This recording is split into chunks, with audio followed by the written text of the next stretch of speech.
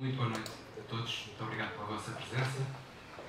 Vamos dar início a esta sessão de Diálogos de Abril.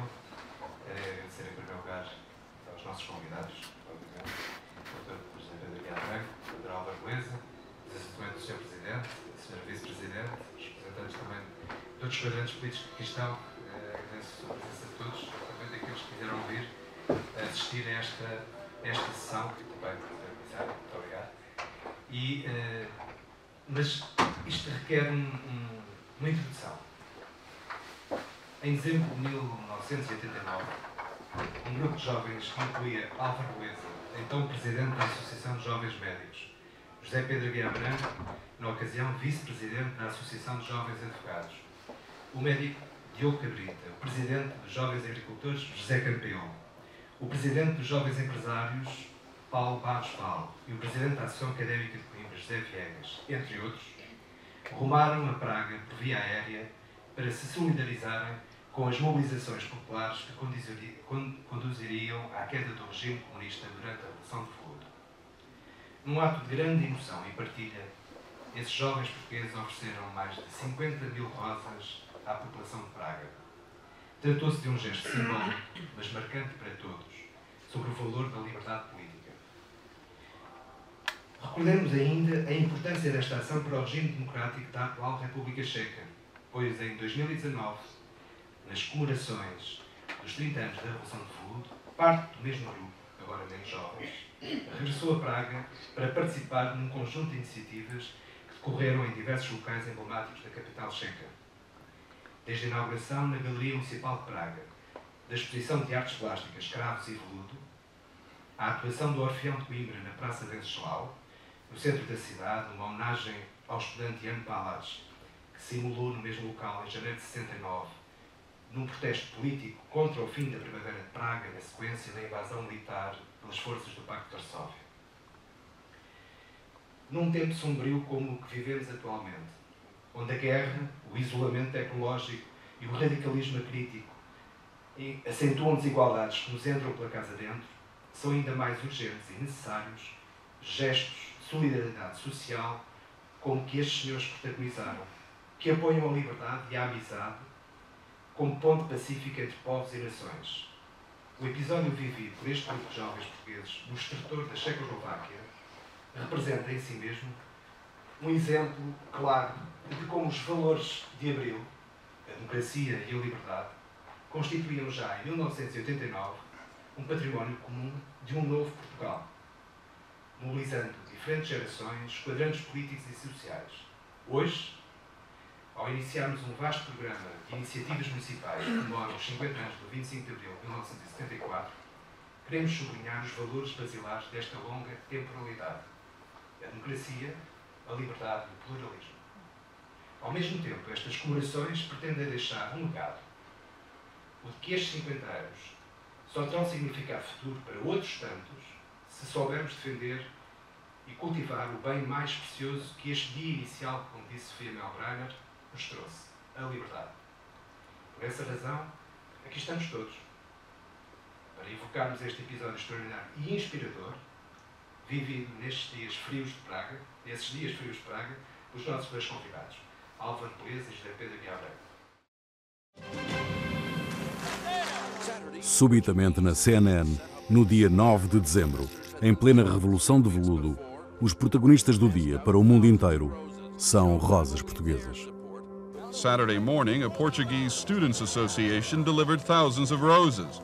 It's friendly, gentle, and with flowers now. Richard Roth, CNN, Prague. Eu vi na televisão, na CNN, na altura. Eu tinha parabólica lá em casa, no Porto. Jovens estudantes em Praga, à luta com a polícia, e oferecerem flores à polícia. A polícia bateu-nos e a resposta dele foi oferecerem flores. E tinha um jantar marcado com o Paulo Barros Paulo, que era presidente da Associação de Jovens Empresários. Recordo-me de ter tido essa imagem de que nós devíamos estar lá a ajudar, a dizer que nós temos uma experiência engraçada e isto é possível, a democracia é uma coisa bonita e que é possível fazer. Depois falamos com outros amigos de outras associações de jovens e foi assim que a coisa começou. Alguém se lembra, que não sei quem, seria então ter um gesto simbólico, tal como houve a Revolução dos Cravos em Portugal, de ter um gesto simbólico de ir entregar, não havia cravos à altura, tanto rosas, foi isso que o dirigente da Associação de Jovens Agricultores disse que conseguia arranjar as rosas e assim foi. Nós surgiu a ideia de levar milhares de rosas e então arranjámos o número de 50 mil rosas, que não foi nada fácil. Como é que nós todos estamos de acordo em ir ali? Estamos de acordo porque somos o Fórum de Jovens Profissionais, porque acreditamos que a liberdade é a melhor solução, porque acreditamos que a reestruturação do leste é um caminho novo para toda a Europa. Foi uma aventura. Se calhar se tivesse pensado muito, não teria ido, porque comíamos sem rede, sem suporte, podia acontecer um tiro, como aconteceram vários, e esses tiros podiam ser dirigidos para nós. Felizmente tudo correu muito bem. Nada preparado, tudo aconteceu por acaso. Reunimos, preparámos e automaticamente foi quase de um dia para o outro, embarcámos para Praga. Partiram às cegas, a caminho de Praga, para além da cortina de ferro. 9 jovens promessas da política portuguesa, todos dirigentes de associações de juventude próximos do PS e do PSD, foram em busca de um feito marcante para as carreiras políticas. Eu levei uma câmara e fomos passando a câmara por vários, portanto, fomos fazendo a filmagem e fomos reunindo o material fotográfico e muito de vídeo amador, que hoje são peças, acho que interessantes do ponto de vista histórico. O Carlos Fino tinha-nos dado o contacto do hotel onde estava a comunicação social. E fomos lá perguntar, e a coisa foi assim. Onde é que se reúnem os senhores aqui da conspiração? E foi-nos dada a morada de um bar de jazz em Praga. Portanto, nós encontramos depois os jovens do movimento num clube de jazz e depois lá dissemos ao que vínhamos e eles ficaram entusiasmados, vi gente do outro lado da Europa, da outra ponta, para ajudar naquela empreitada. And suddenly somebody tells me there are students from Portugal who came with roses, many roses, and they want to give those flowers to you, student leaders, and they want to maybe have a public gathering in there where the massacre happened, in the National Street, and they would want to meet you. And I was like, Portugal was so far. In my imagination, it was as if somebody was coming from a different planet.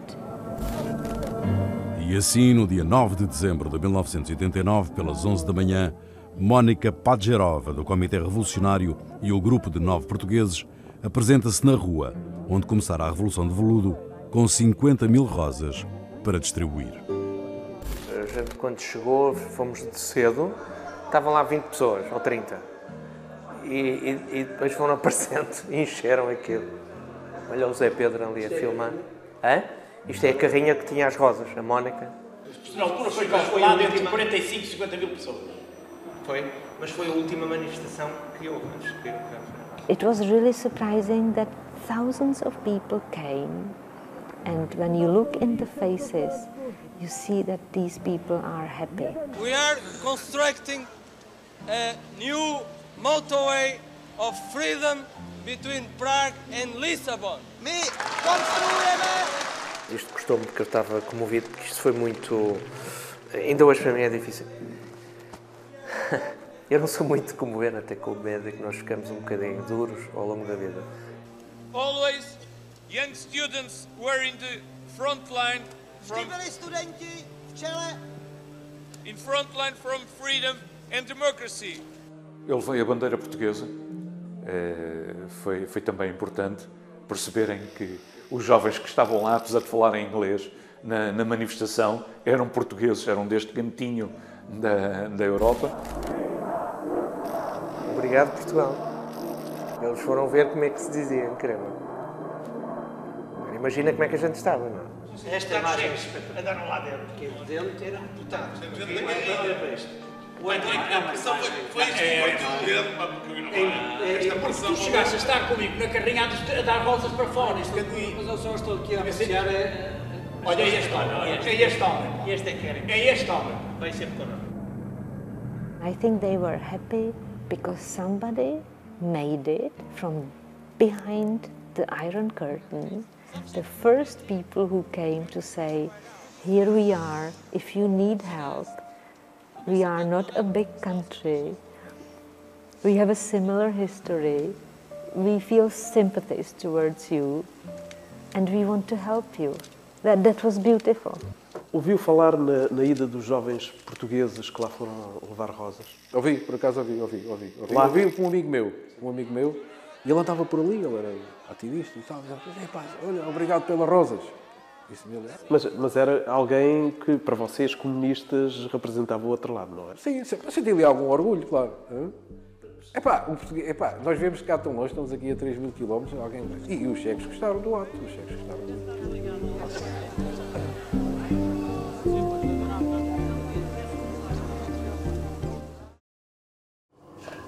Bom, eu penso que este certo não só é absolutamente comovente, mesmo para quem não viveu, faço ideia para vocês. Porque há imagens aqui que são da expressão de emoção parte a parte. Nós vemos os checos a chorar com um pequeno gesto e vemos vocês também muito emocionados. E a primeira questão que eu vos queria lançar, eu penso, era preciso mexer aqui. O Álvaro disse, eu não preciso de imagens, sim, mas era importante as pessoas que aqui tivessem tido a oportunidade de ter uma visão, por exemplo, daquela pequena reportagem da CNN. E essa imagem que, no fundo, vocês conseguiram dar, de valores que vêm, de facto, de Abril, como a democracia, a liberdade, e vocês estavam a passar essa mensagem de um ponto de vista simbólico muito forte. E a primeira questão para lançarmos aqui, porque não vai ser propriamente estar a perguntar coisas, mas para vocês falarem deste episódio é: se não houvesse cravos, também não teria havido rosas neste momento. Fala. Primeiro, agradecer o gentil convite para estarmos aqui hoje e, como imaginam, sempre que nós nos encontramos para recordar estes momentos, são momentos relevantes, foram momentos importantes para a nossa vida e é um gosto estar aqui e dar os parabéns por este Museu de Neorrealismo, que é lindíssimo.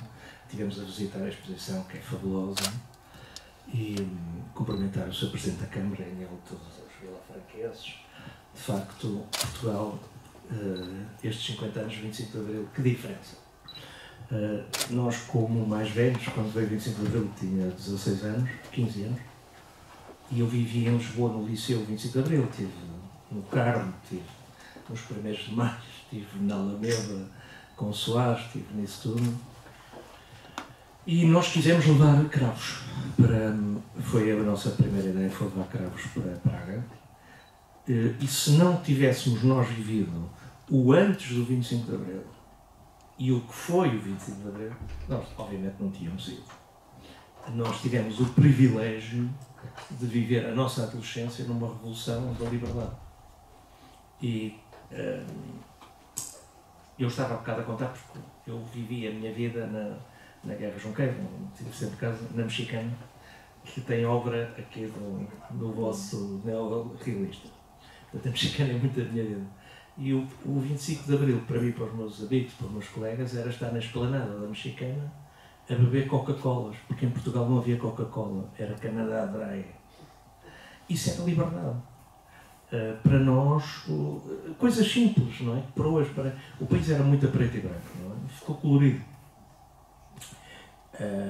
E, portanto, como nós vivemos isto, tivemos essa vontade de lá ir e de um pequeno contributo, uma modesta contributo para aquela revolução de veludo. O que lá sentimos depois foi, quer dizer, como viram, foi algo que nós não conseguíamos imaginar. E hoje, com a invasão da Ucrânia pela Rússia, como imaginam os nossos amigos e amigas checos, até nos tinham pedido há tempos, quando foi aquela revolução, a tentativa na Bielorrússia, lembram-se? Telefonaram-me, se a gente queria ir para lá para fazer outra vez a mesma coisa, para a Bielorrússia. Não fomos.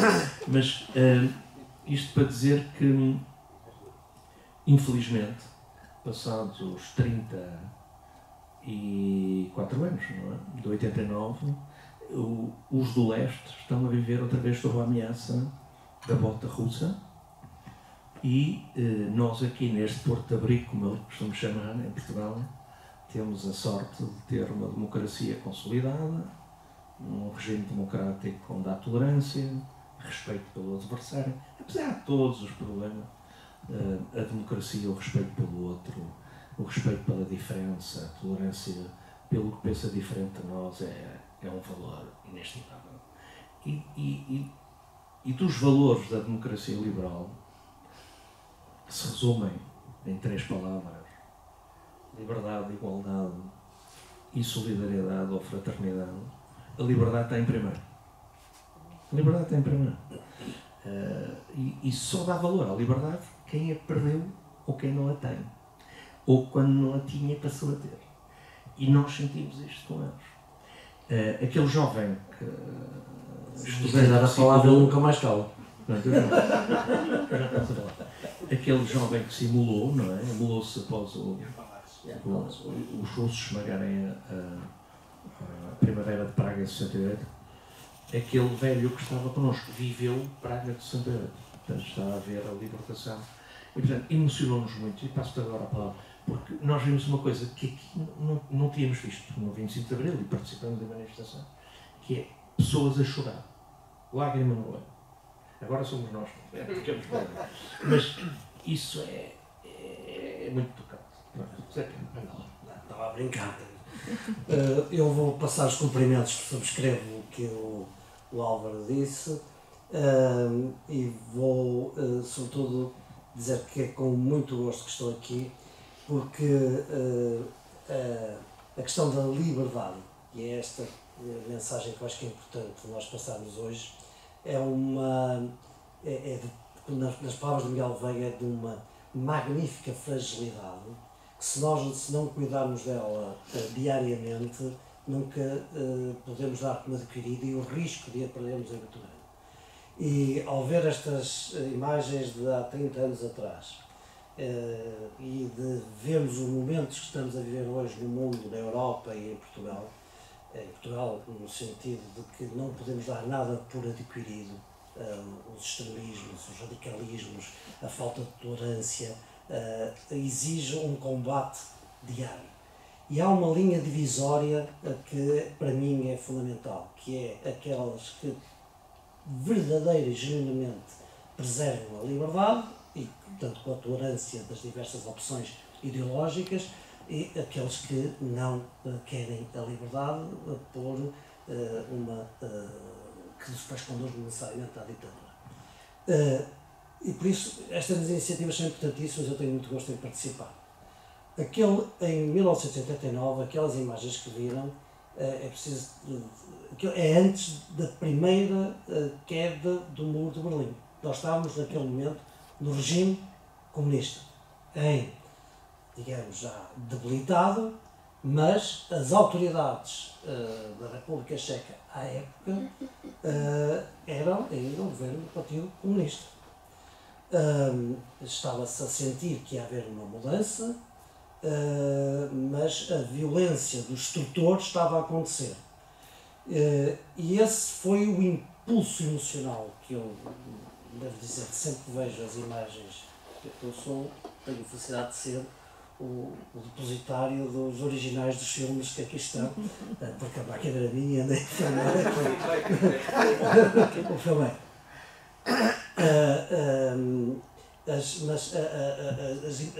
O que nós sentimos naquela altura, ao vermos que havia embora de forma de informação muito filtrada, de lá para cá, mas que havia uma violência no extrator do regime que estava a conduzir a situações dramáticas para jovens como nós, fez com que, até de uma forma um bocadinho, isto a esta distância, que não teve racionalismo nenhum, não é? Nós reunimos com aquele impulso. Éramos jovens, mas já não era muito jovem.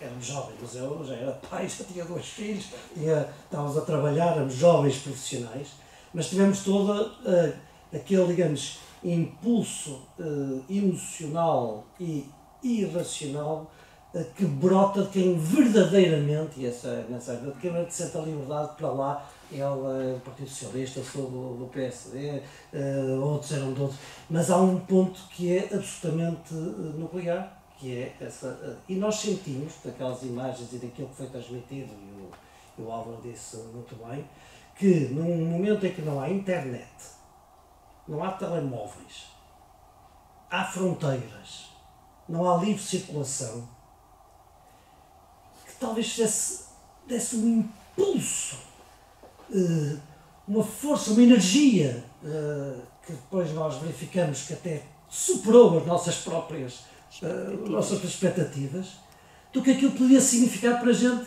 que algumas vezes parece que vieram lá de outro planeta, de Portugal, a 2000 e tal quilómetros, mas que era outro planeta. E naqueles momentos, e nós sabemos, eu tinha 18 anos quando foi 25 de Abril, não foi um antifascista praticante, não era do Partido Comunista, portanto não vivia as dores disso, mas todos nós mais ou menos sentíamos o aperto daquilo que era a falta de liberdade. O ir dar esse suplemento energético a quem estava a sofrer e que precisava ter uma expectativa de esperança de que estava a ser ouvido para lá do local, porque é muito importante sentir que não se está sozinho, não é? A gente vamos. Acho que fomos com os vistos. E estava-me a lembrar. Fomos com trabalhadores ou qualquer coisa assim. E é uma coisa que não está aqui no filme, que é assim. Nós o que fomos lá dizer é que eles não estão sozinhos. E pusemos o Havel, que foi o primeiro presidente checo, que era um dramaturgo, um escritor, um boêmio. Sabem que a República Checa é a Boêmia, era a antiga Boêmia, não é? Portanto, um homem que gostavam de cultura, de cerveja, da cerveja checa, é fantástico. E o Havel, pusemos o Havel a falar com o nosso Presidente da República, com o Mário Soares, ao telefone, e o Soares tinha falado com o Mitterrand, tinha falado com o Helmut Schmidt, portanto, transmitiu-lhe que a Europa, os líderes europeus estavam com eles. Isto foi muito importante, porque eles sentiram, pela primeira vez, que não estavam sozinhos e que a coisa, havia aqui algum apoio. E depois, esta manifestação que a gente já vê foi depois de uns dias, tivemos reuniões nas universidades com os jovens, fizemos comícios tipo RGAs nas universidades com a malta nova. Aquilo foi muito giro o processo. Por exemplo, quando a gente saiu do hotel, a primeira vez que fomos ter com o Abel e com o grupo, eles estavam num bar famoso, quem conhece Praga, onde o Bill Clinton, depois como Presidente dos Estados Unidos, foi lá tocar saxofone até. E estão lá imagens do Bill Clinton, agora, mas na altura não. E nesse bar, que tem uma cave, chegamos lá e dissemos, nós queremos falar com os dirigentes aqui, os tipos meio desconfiados, depois lá nos deixaram falar. É uma atmosfera meio pré-revolucionária. Vamos à cave, mas acontecem. E na cave estavam... De outros momentos não acontecem, não é? Não havia aquecimento. Bem, estava para aí 10 graus negativos, era mesmo frio, ainda não havia aquecimento global, portanto, era mesmo frio no bar. E na cave lá estavam os tipos de quispo, o Abel e os outros, olharam para nós, mas quem são estes tipos? O que é que vocês querem? A gente veio aqui para tentar ajudar e mandamos vir 50 mil rosas de Portugal. Como? Sim, acham boa ideia trazer isto para animar a malta e tal. Mais ou menos, estou a sintetizar e a brincar, mas foi isto. E eles ficaram. Depois fomos falar com os estudantes e, portanto, eles ainda estavam em luta, eles próprios, não é? Eles estavam até céticos que a coisa ia correr bem. E nós muito otimistas, não, isto vai correr bem, vocês vão derrubar isto e tal.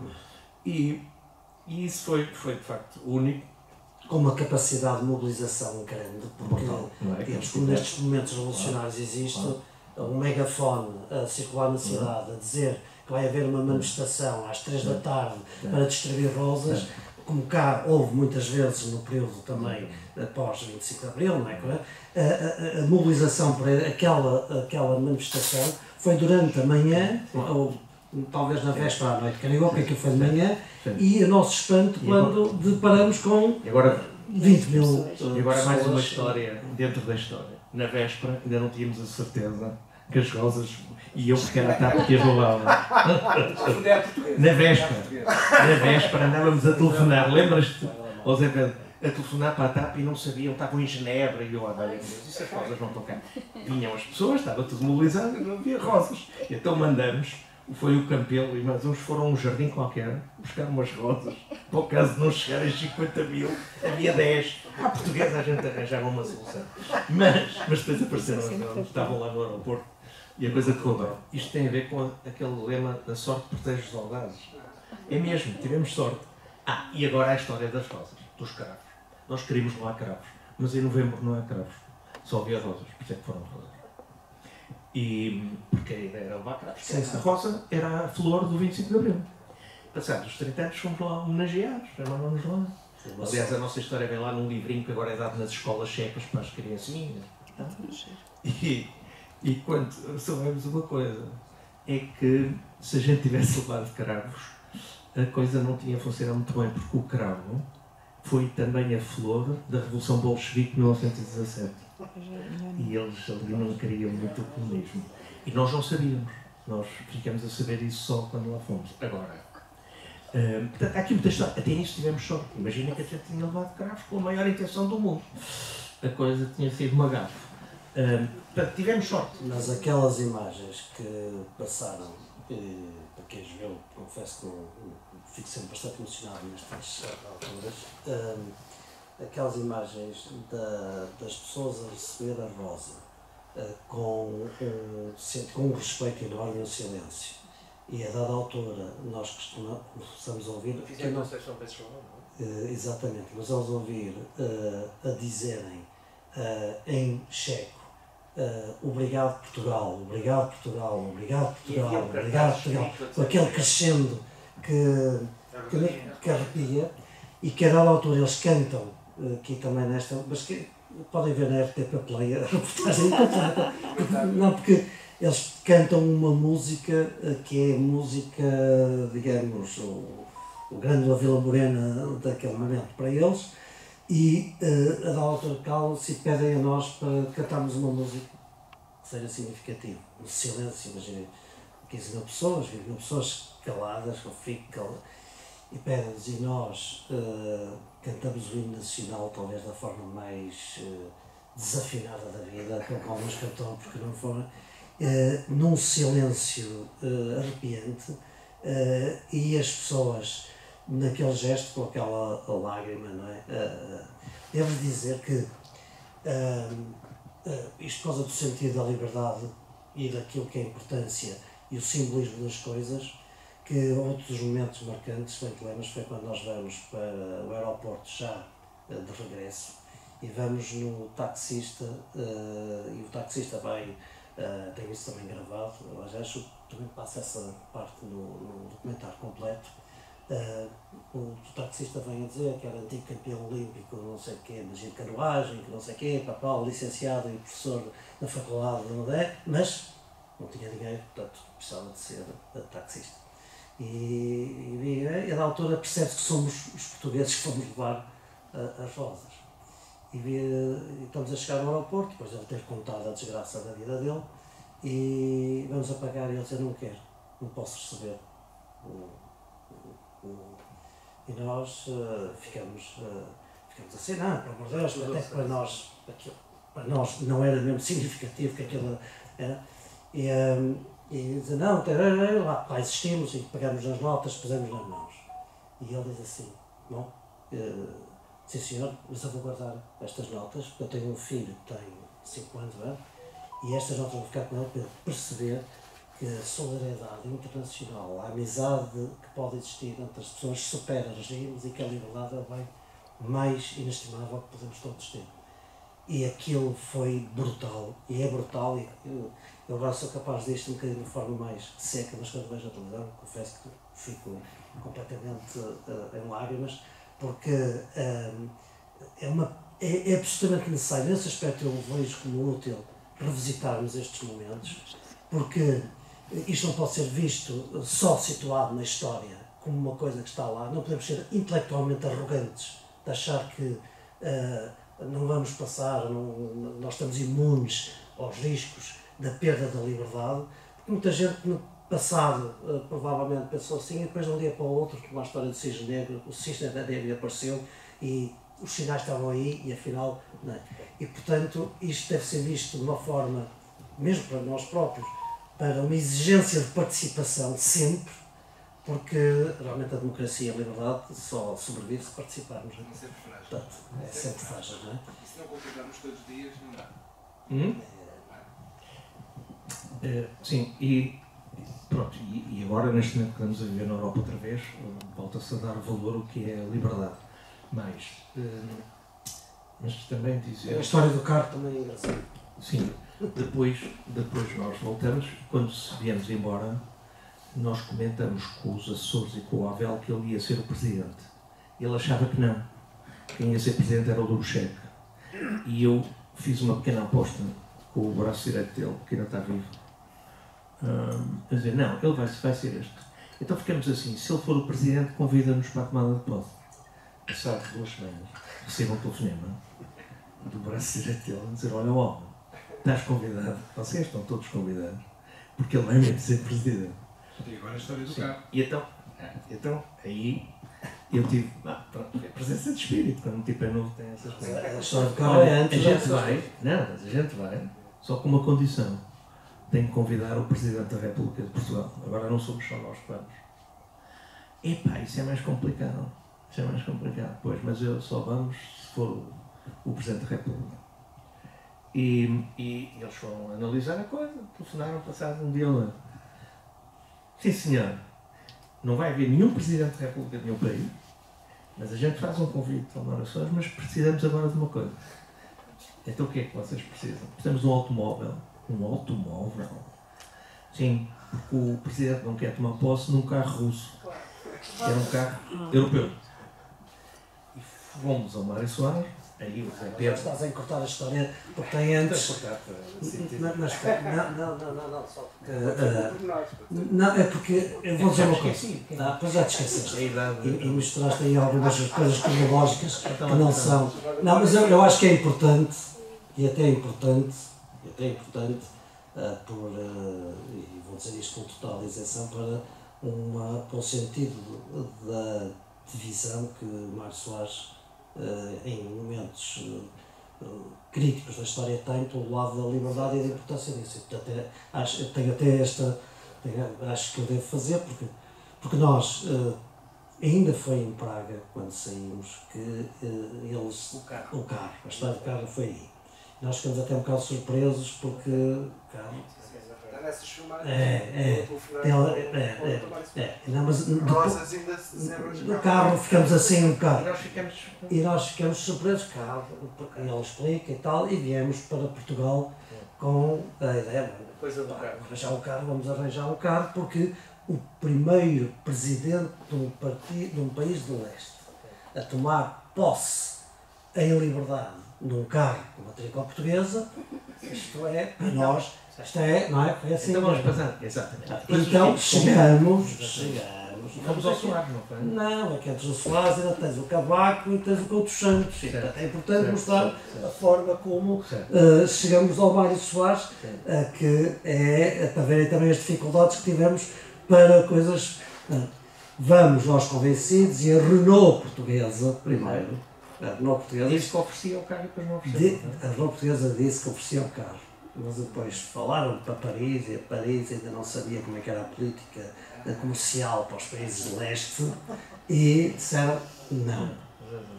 Então nós ficamos, isto também é bom para empenhamos para este momento e isto não é de sumemos importância. Então o tipo da Renault diz, bem, se nós mais que podemos fazer é que o carro saia para esse custo, se isentarem do IVA, do imposto automóvel, e não sei quantos e tal. E nós, isto é barato para Portugal. Portugal, qualquer coisa de marketing, tirar o IVA, não sei quantos e tal, vamos ao governo. E enfrentamos o professor Cavaco Silva, o primeiro-ministro, oferecer um barrete. Foi oferecer tudo, mas ele disse que não podia haver exceções, que não sei o quê, que era uma coisa que aquela regra era fundamental, não sei o quê, Fomos ao Soares a seguir. E a seguir vamos ao Soares. Chegamos ao Soares, em Belém, e o Mário Soares, encurtando-nos para vermos o céu, diz assim: isso é uma coisa formidável, é único, é histórico. O que é preciso para o carro sair da Renault? Trec, fala-se para a Renault, e se vier um fax da Presidência da República, e ele mandou o fax. O Soares nisso era... E o carro sai e vai... Não, vieram os tipos. Sim, vieram, agora vieram buscar o carro, levaram... Vieram com um convite que está no Presidência da República, assinado pelo Está no Museu do Mário Soares. No museu, e que tem um selo que é um coração vermelho. Um coração vermelho. A convidar o Mário Soares para lá. E, portanto, o Mário Soares efetivamente sentiu, e é a história, não é? Que é fundamental.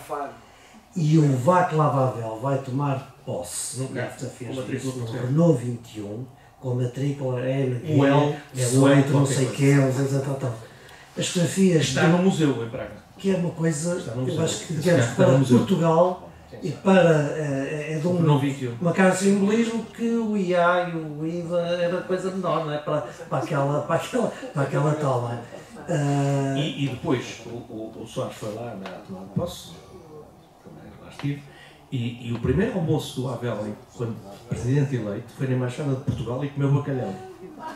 Mas isso também é crédito da nossa diplomacia, porque isto tem as partes cómicas disto.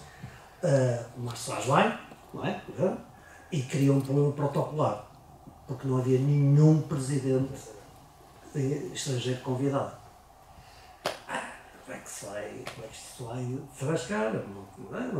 Não ia à Alemanha, não ia a países importantíssimos para a República Checa depois.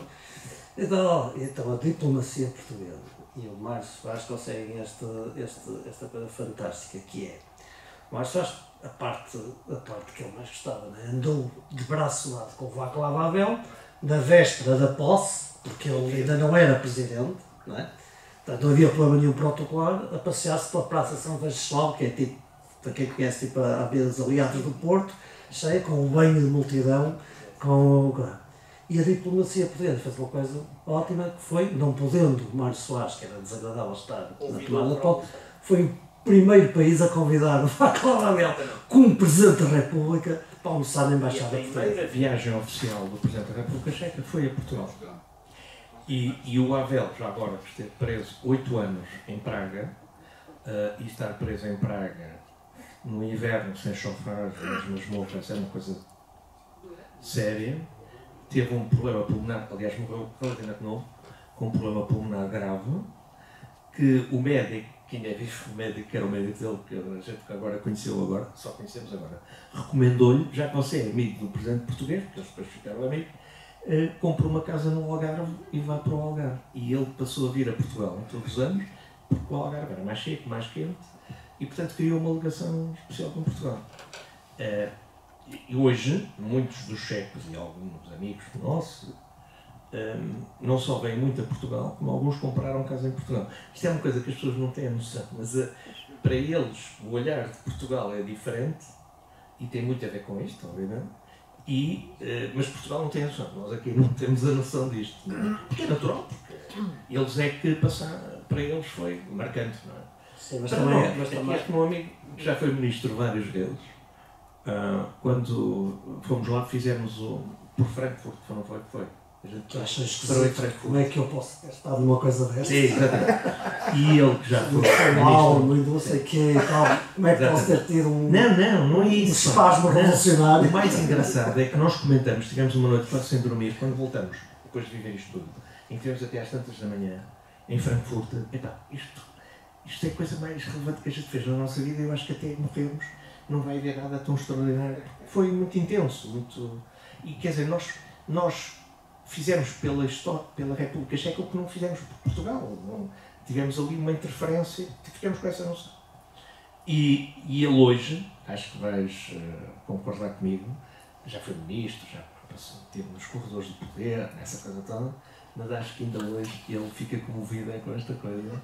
A política e o poder, não é? Sim, absolutamente, isso é único. Mas tudo isto também nos transporta para a compreensão da importância de outras coisas associadas, quer à visibilidade, quer à notoriedade. À época, não foi tão também divulgado em Portugal, porque não se esqueçam, só havia uma televisão.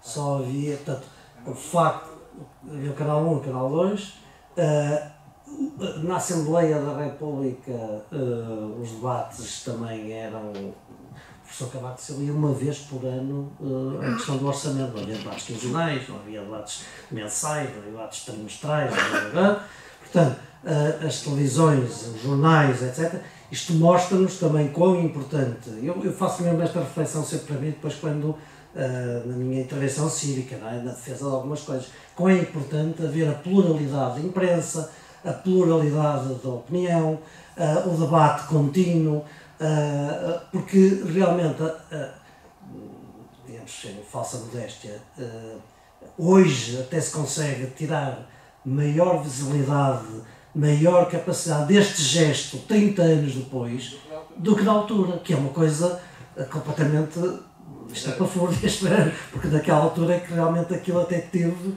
a dimensão, ou podia ter tido, que se hoje com várias televisões, então eu estava aqui a brincar com ele porque para o ano eles vão trazer a exposição que esteve em Praga, que é sob o lema o 25 de Abril, os escravos e veludo, as similitudes entre a nossa revolução e a deles. Foram revoluções alegres, relativamente pacíficas, sim. Mas em sentido contrário, aqui era uma ditadura de extrema-direita, lá era uma ditadura de extrema-esquerda, mas a liberdade é só uma, não é? Portanto, e vão trazê-la cá para o ano, na comemoração dos 50 anos do 25 de Abril. E eu estava a comentar com o Zé Pedro que os nossos filhos, pela primeira vez, vão ver os pais, os nossos amigos, num museu em vida, ainda que é uma coisa que na exposição em Praga, ao fundo havia um conjunto de obras de arte, mas ao fundo havia o documentário que o Jacinto Dinho tinha feito. E, portanto, eles estão presentes na exposição com a imagem deles com 30 anos. Daí está em Palmeiras. Claro que é uma coisa pouco agradável a gente ver-se, eu principalmente, com menos de 30 quilos, mas pronto. Agora, o importante, eu acho que agora, falando mais um bocadinho a sério, o importante é nós percebermos, como dizia o Zé Pedro, que a liberdade tem que se cultivar. E vivemos num tempo com esta coisa das redes sociais, dos fake news e tal, em que, as pessoas são muito radicais, insultam-se muito. A liberdade vive do fair play, do respeito pelo outro. O rugby, que agora vimos há dias, é um sinal disso. O treinador da equipa de Fiji que perdeu e que foi levar as camisolas à equipa portuguesa, o rugby pratica muito isso, o fair play. Portanto, há disputa na política, a política é pluralista e pelas diferenças tem que haver diferenças. Agora, nós não precisamos nos insultar para dizer as diferenças. E a nossa violência é só verbal. Portanto, tem que haver o respeito pelo outro, pelo voto. A democracia liberal caracteriza-se pelo respeito pela minoria, por aqueles que são minorias. É preciso respeitar a minoria e respeitar a mais minoritária de todas, que é o indivíduo. Estamos a falar da liberdade individual. E Portugal evoluiu muito. Hoje acho que somos um país muito tolerante, e espero que continue nesse caminho, em que as pessoas fazem o que quiserem, têm liberdade individual praticamente total. O país é muito tolerante. Portugal conseguiu fazer reformas legislativas de tolerância em vários aspectos, dos costumes, da vida, que é relevante, muito relevante. E é bom não perder isso. É bom que os mais novos percebam, porque os mais novos já nasceram em democracia e em liberdade, não sabem que isto não era assim. Houve gente que morreu antes, que lutou por convicções. Aliás, temos agora a ver no neorrealismo, os comunistas portugueses, o Partido Comunista Português, discordando ou concordando com as pessoas, são pessoas que nos merecem respeito, porque lutaram pela liberdade de Portugal, que era uma ditadura. Viver em ditadura é uma coisa horrível. Quando chegamos a Praga, eu termino com esta coisa, a coisa mais impressionante é voltar a Praga depois daquilo. Quando lá voltamos, passados uns anos, que a gente voltamos todos, aquilo era escuro, não havia ninguém na rua, havia esse bar de jazz, não havia mais nada, só havia umas lojas oficiais, era uma tristeza, uma coisa horrível. Sítios para comer, só havia um sítio bom, que era lá o restaurante do partido, lembras? Que a gente foi lá comer ao restaurante do partido, porque deixaram-nos ir. E fomos lá, nós estávamos a fazer a revolução para acabar com aquilo e fomos lá comer. E ali comia-se bem, não é que porque a comida era horrível, aquilo era muito. Como é que é possível? E portanto, hoje voltar a Praga, não é? Praga é uma cidade fantástica, não é? Conhece Praga, uma cidade de cultura, uma cidade de liberdade, uma cidade jovem, é brutal. E portanto, ver essa diferença é absolutamente extraordinário. E pronto, e tem muito a ver, eu acho que você, Vila Franca, vamos lá ver, Portugal é muito iliberal. Agora vou falar um bocadinho mais a sério. Portugal é muito iliberal. Portugal, desde o Dom José Ricos, desde a nossa criação, vivemos sempre da corte do poder do Estado. Somos muito um país de vassalos e suzeranos. Achamos sempre, ainda hoje, o governo tem que dar, o governo tem que fazer, porque é outra entidade. Parece que os políticos são os donos disso. Não são. A liberdade, a democracia é de cidadão. Os cidadãos é que são os donos do país. Os políticos estão lá transitoriamente porque nós votamos neles e confiamos neles. Pomos lá e tiramos e pomos outros.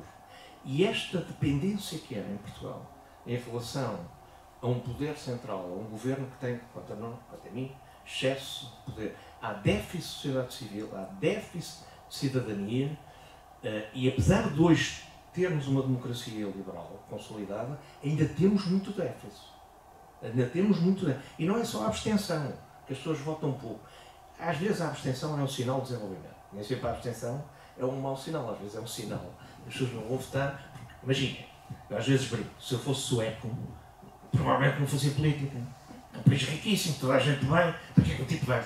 Isto é bem entregue, quer dizer, qualquer um que governe aquilo corre bem. E às vezes as pessoas não votam, muito nos países ricos, há muita abstenção, porque pronto, a coisa corre bem. Porque quando há um país que muda de uma ditadura para uma democracia, a malta vai lá toda a votar. Quando isto aperta, a malta vai lá toda a votar. Portanto, nem sempre a abstenção é um mau sinal. Eu estou a falar na questão do iliberal, no sentido da liberdade individual, da autonomia, da descentralização. O poder é muito concentrado em Lisboa, é muito concentrado na corte, e é assim desde o Dom Afonso Henriques, independentemente das mudanças de regime, da República. Infelizmente, em Portugal, ainda há muita coisa para se fazer. E eu gostava de ver, e agora isto é para a malta nova, porque nós somos uma geração que já viu, não temos medo. A gente vivemos esse tempo de lutar por aquilo que acreditamos e corremos riscos. Acho que as pessoas, os jovens, precisam de lutar por aquilo que acreditam e precisam de se meter mais na política, precisam de participar mais na vida do país, porque ainda somos muito dependentes do Estado, do poder central, olhamos muito o governo como outra entidade. Às vezes é uma coisa que ainda me custa e calmo já. Com esta coisa parece que o respeitinho é muito bonito. Não. Eu acho que temos que assumir o poder para os cidadãos, com respeito, com fair play, com educação, mas as pessoas participarem mais na vida pública. Acho que o país ainda está muito, e estamos muito adormecidos nessa. Sim, eu acompanho, como é óbvio. Acho que, aliás, em democracia só se mudam as coisas com a participação e, portanto, a responsabilidade se as coisas não acontecem, devemos achar que é de nós próprios, daqueles que não participam, e portanto temos que mobilizar para a participação sempre, porque a mudança das coisas ou se faz democraticamente com a convicção e com a argumentação que leva que a maioria vai num determinado sentido e não pelas armas, e portanto a crítica que eu faço sempre até aos que são mais próximos, que debitam muitas vezes a lógica dos diagnósticos, mas depois não estão disponíveis porque tenho o ateliê, tenho o escritório, tenho o emprego, tenho o trabalho, não há a prioridade para a ação cívica. Claro que isso depois conduz a que se perpetue esta lógica de uma certa submissão a autoritas do Estado, que costumo dizer é uma das grandes pesadas heranças do fascismo tem a ver com esse sentido do Estado em ser ele o prioritário relativamente à pessoa, por muitos discursos que na política se faz, que a pessoa é que é o centro das coisas e depois o Estado é que acaba por ser ele próprio o consumista primeiro das coisas.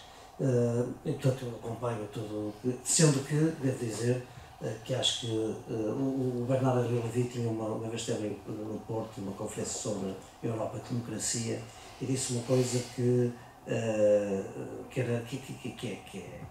lógica, mas que muitas vezes nós utilizamos ou não utilizamos e usamos às vezes um impulso para o sentido contrário, como se isso seja bom para a democracia, que é, dizia ele, uma das condições essenciais da democracia, mais do que saber aquilo que nos une, é saber bem aquilo que nos separa. E com boa fé fazer o debate e a luta ideológica para que nos pontos em que é necessário às vezes consensualizar, se saiba bem porque é que se consensualiza.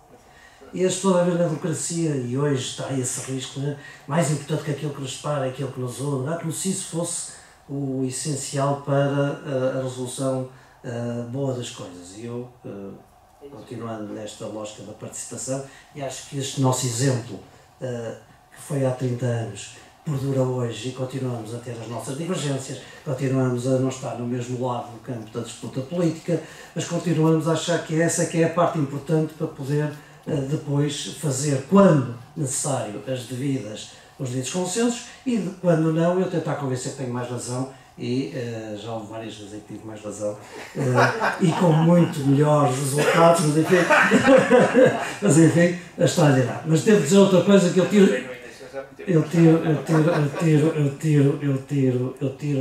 tento sempre tirar de tudo aspectos positivos e sobretudo tirar também ensinamentos. Eu estava aqui há bocado a pegar no telemóvel, não era por falta de respeito ou de educação, é porque estava aqui à procura de uma coisa que também retrata bem o que foi o sentido da nossa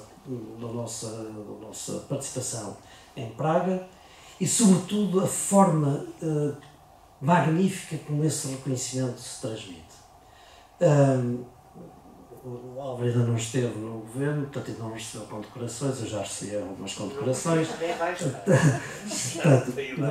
Pronto, estou agora a brincar, nós assistimos e são importantes aos símbolos da condecoração, disto, daquilo, do Comendador, da Ordem de Cristo, disto, da tal, ou estrangeira, e portanto, mas a tal banalização também a que isso conduziu, a meu ver, desvalorizando essas situações, acaba por se tornar um ato de rotina que, de simbolismo para a verdadeira essência das coisas, começa a ser, digamos, moeda já de baixo custo. E na universidade, pensei que eu estava aqui a buscar a melhor condecoração, a melhor reconhecimento que eu tive em toda a minha vida, e esta foi repartida nós fomos convidados em 89, portanto, para ir em 2019 para ir aos 30 anos, na Universidade de Charles V fomos recebidos pelo reitor, depois fizemos um debate como este também lá, e a reitora entregou a cada um de nós uma carta. Está escrito em inglês, não vou ler no todo, mas vou ler a parte só que é importante. Vamos lá dar aulas aos alunos, de verdade. Assim, não há palavras para expressar a gratidão do que fizeram, e nós apreciamos muito há 30 anos atrás, portanto não há palavras que possam exprimir isso, nem há medalhas ou comendas que se tornaram um símbolo obsoleto de regimes e que se presta e que não são escritos da forma como devem ser escritos nas novas histórias dos livros, da nova história que se escreve nos livros. Eu prometo-vos, e aqui é que é a parte, que irei mostrar a nossa gratidão de uma forma muito diferente. a cada geração de novos estudantes, será lembrado a poderosa mensagem que vocês deixaram durante a vossa visita em dezembro de 1989. Os nossos professores, membros da faculdade, carregarão essa mensagem e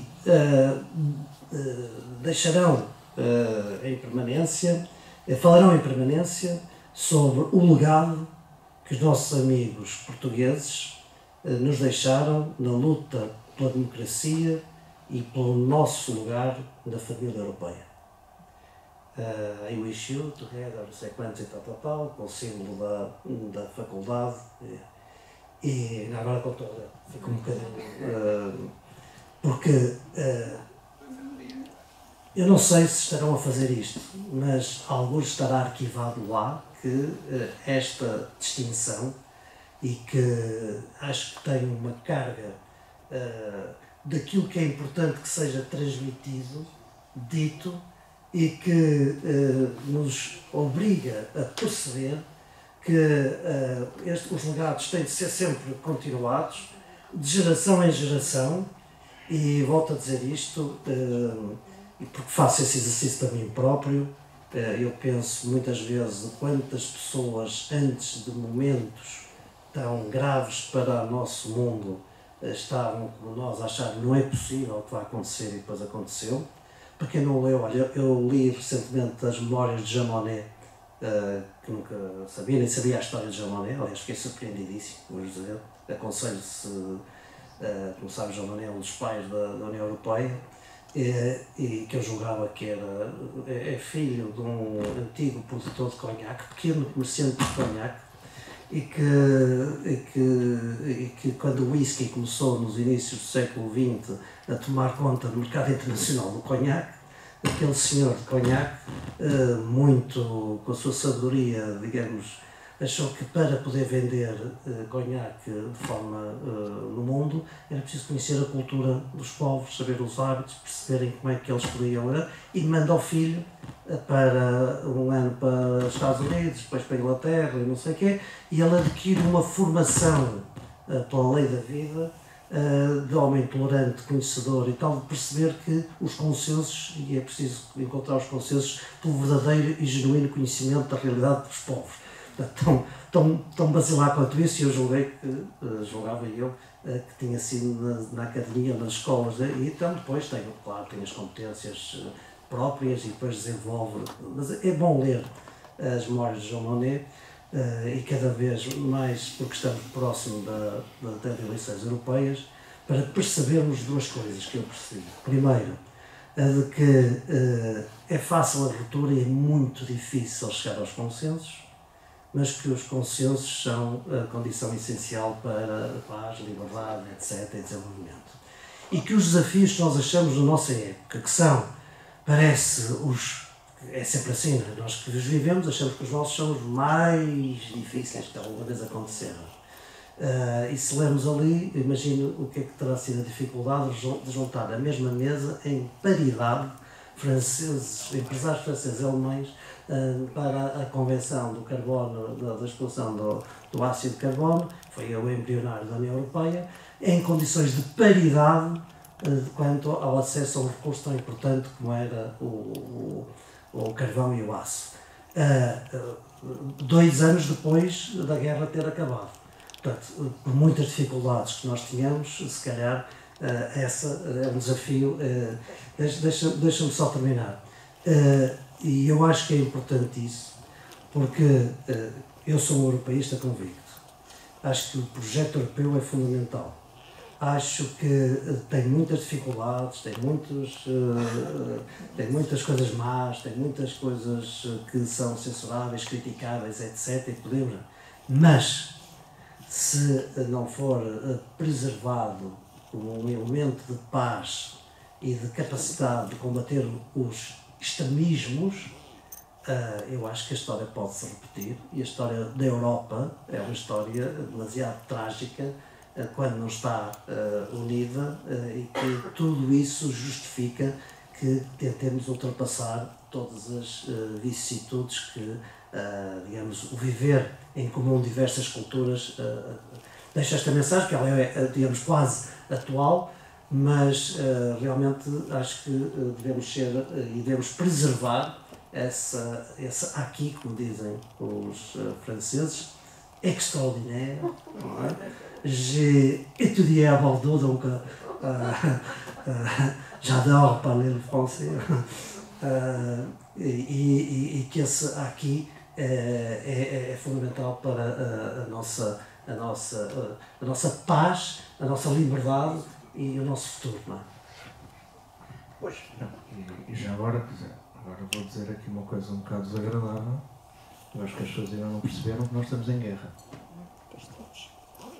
Eu acho que a malta aqui está aqui, vai para a praia, temos um clima bestial, para as piscinas, restaurantes cheios, tudo. Protestamos imenso, mas a vida aqui é muito boa. Como diz a Mariana Mortágua, é vida boa. Mas estamos em guerra. Há neste momento uma guerra entre as democracias liberais, as sociedades abertas e ditaduras autocráticas. E não é. E a liberdade não é adquirida. Às vezes as sociedades andam para trás. E às vezes há sociedades muito evoluídas, com gente muito culta e que regride. Muitos dos oficiais nazis dos campos de concentração liam Bach, ouviam Wagner, liam filosofia, eram cultos e fizeram atrocidades.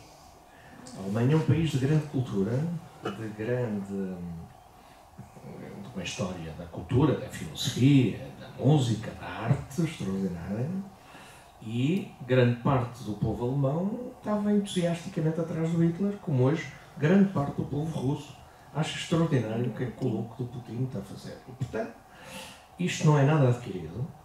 Estamos a viver um momento muito sério e é bom acordar, porque nós não estamos já a pagar isto do ponto de vista económico, da inflação, claro que sim, mas não sabemos onde é que isto vai parar. Nunca se sabe, historicamente nunca se sabe. E já agora, eu estava a ouvir o Zé Pedro e eu tenho dito isto muitas vezes. É preciso que os jovens hoje tenham muita informação, tenham mais informação que a gente tinha na vossa idade, mas a democracia liberal, os problemas da democracia, está tudo escrito e está tudo batido pelos gregos. Não há nada para inventar. Está lá tudo. Platão, Aristóteles, é só ler. Está lá tudo. O populismo, a demagogia, tudo isto que se fala, está lá tudo escrito. E, portanto, isto não há que inventar. Há que praticar. E às vezes, a democracia é arrasada. E países democráticos de liberdade perdem. E, portanto, nada disto é adquirido. E convém saber de história da guerra, da história dos povos, para perceber o que é que está a acontecer neste momento no centro da Europa. Já aconteceu muitas vezes. É normalmente ali que há, porque é ali as fronteiras, está ali a fronteira entre os eslavos e os germânicos, entre os ortodoxos e os católicos, entre os muçulmanos e o Império Otomano, que esteve às portas de Viena da Áustria, e a Europa cristã. Portanto, é naquela zona que está a fronteira, é naquela zona que se anda à guerra há 1000 anos, como em Jerusalém é naquela zona que andam à guerra há mais de 2000.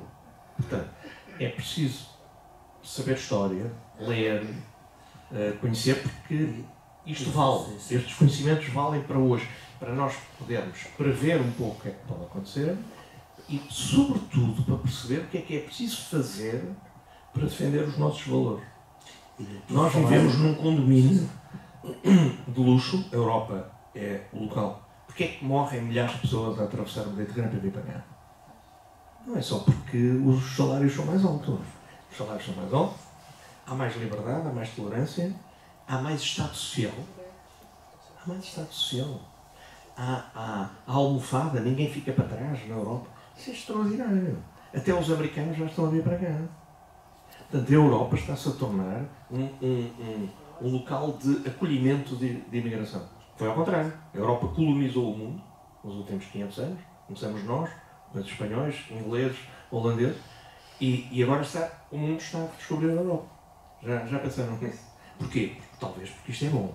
Agora, estamos cercados por ditaduras autocráticas que têm poder militar e, como dizia o Mao Tse-tung, esta ali logo a seguir ao 25 de Abril, porque a minha geração começou logo a ler o Capital, o Mao e essa coisa toda, e li com muito gosto, ainda bem. O Mao Tse-tung tem uma frase fantástica, que é: o poder está na ponta da espingarda. É verdade. A Alemanha é um país riquíssimo, uma potência militar brutal. Não tem forças armadas, vale bola, zero. No fim do dia, os Estados Unidos são a potência económica que são, a maior potência económica do mundo, mas são também a maior potência militar. Senão, bola. Ok? É preciso perceber isto. E a gente aqui não percebe. E já agora, isto vai sobrar para nós. Vamos ter mais investimento, temos de ter mais investimento em segurança e defesa. Isto é a praia. Agora passo de partido. Isto é a praia dele, que já foi Ministro da Defesa. Vamos ter que investir mais na defesa, na segurança, porque é preciso defender isto. São estes valores que a gente tem que tanto gosta aqui. Eu teria duas coisas a dizer a propósito de acrescentar, se me permitirem. Uma é, no meu entender, a liberdade é fundamental, a democracia é fundamental e, para haver democracia, é fundamental que haja estruturas partidárias e que as estruturas partidárias exerçam a democracia representativa, é a minha visão, da forma mais qualificada que ela se possa exprimir.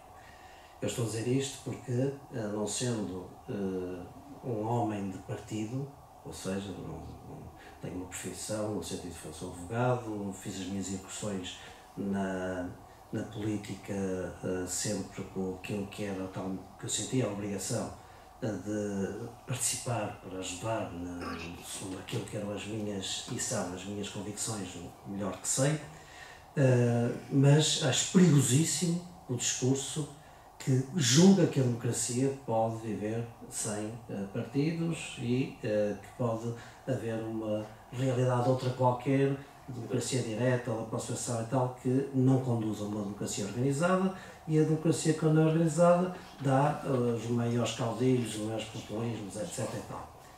Portanto, tenho sempre muito respeito pelas estruturas partidárias e digo sempre que se elas, aquela voz crítica normal de se dizer que não tem gente de qualidade, que é medíocre, que é aquilo e tal, é uma muito boa solução.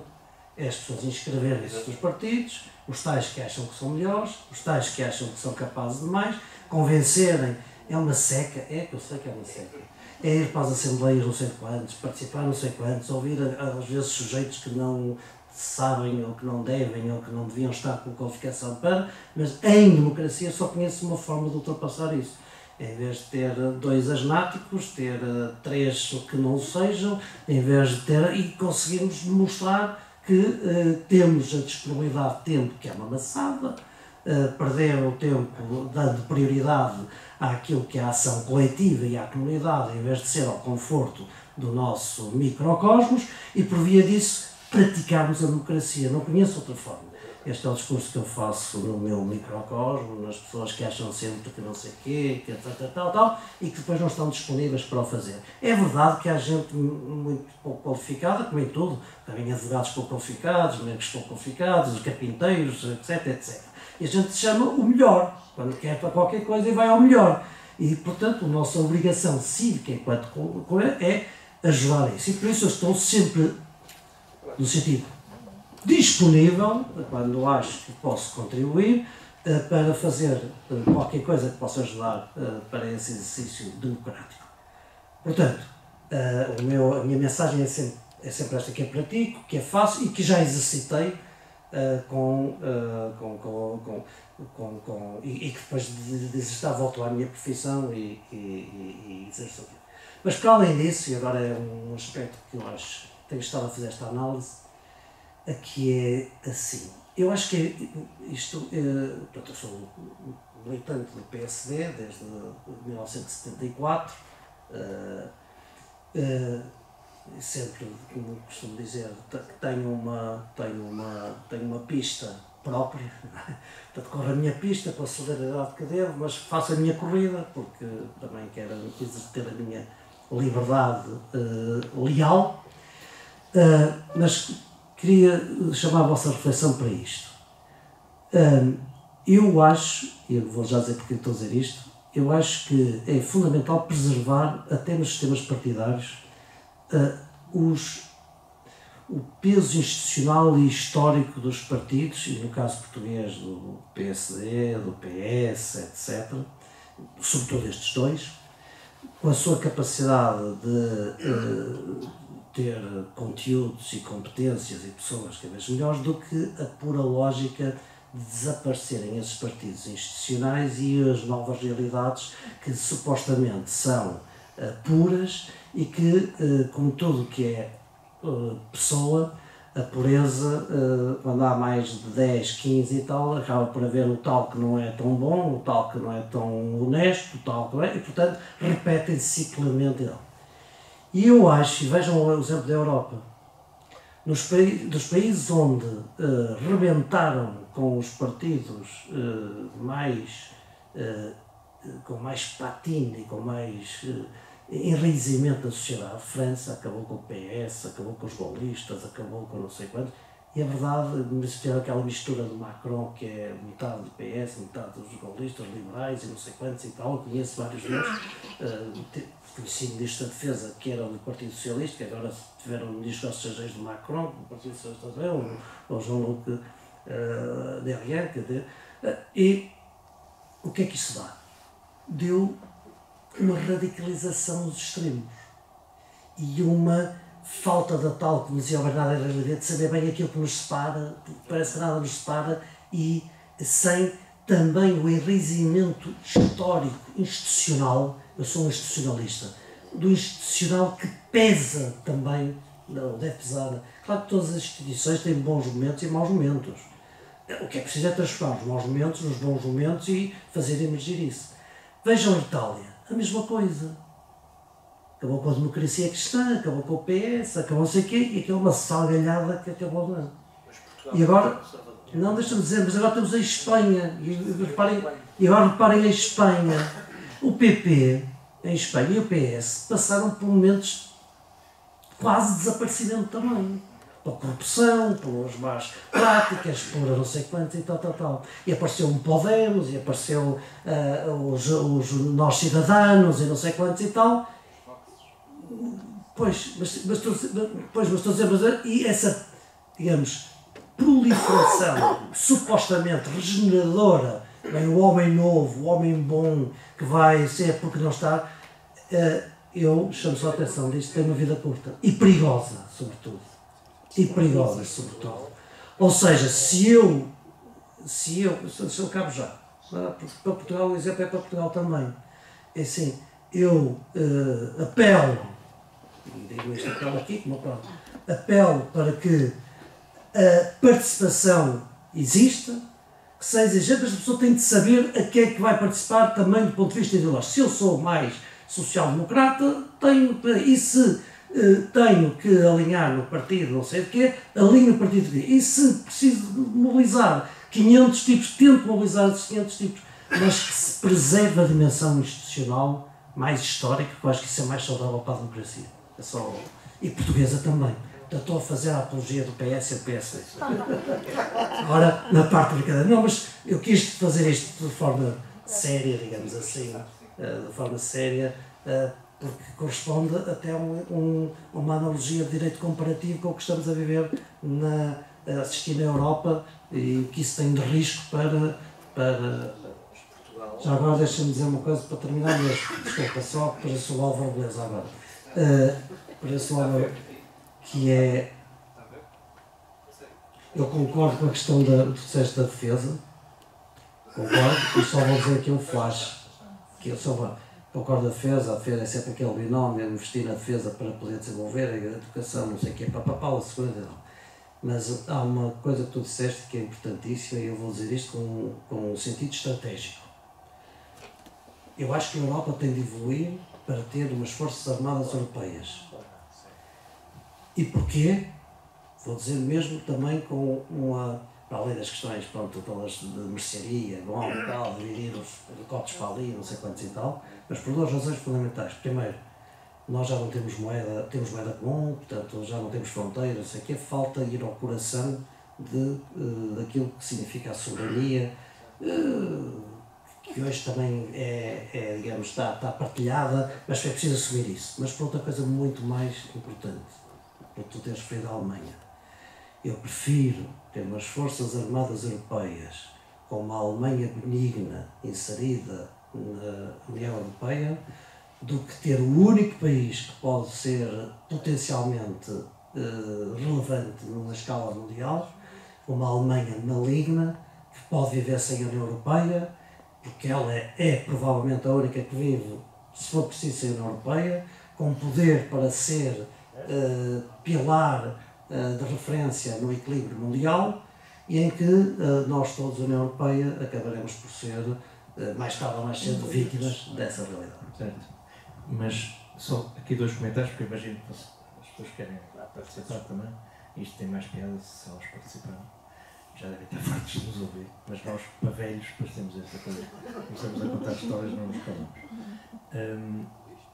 Portugal é o país mais conservador da Europa, a seguir à Inglaterra, em termos partidários, o que é bom. Isto é, temos os mesmos partidos há 50 anos, com os mesmos resultados eleitorais. A última sondagem eleitoral é o mesmo resultado das primeiras eleições a seguir ao 25 de abril. O PS ganhou em 75 e em 76, com 35%, e o PPD teve 27%.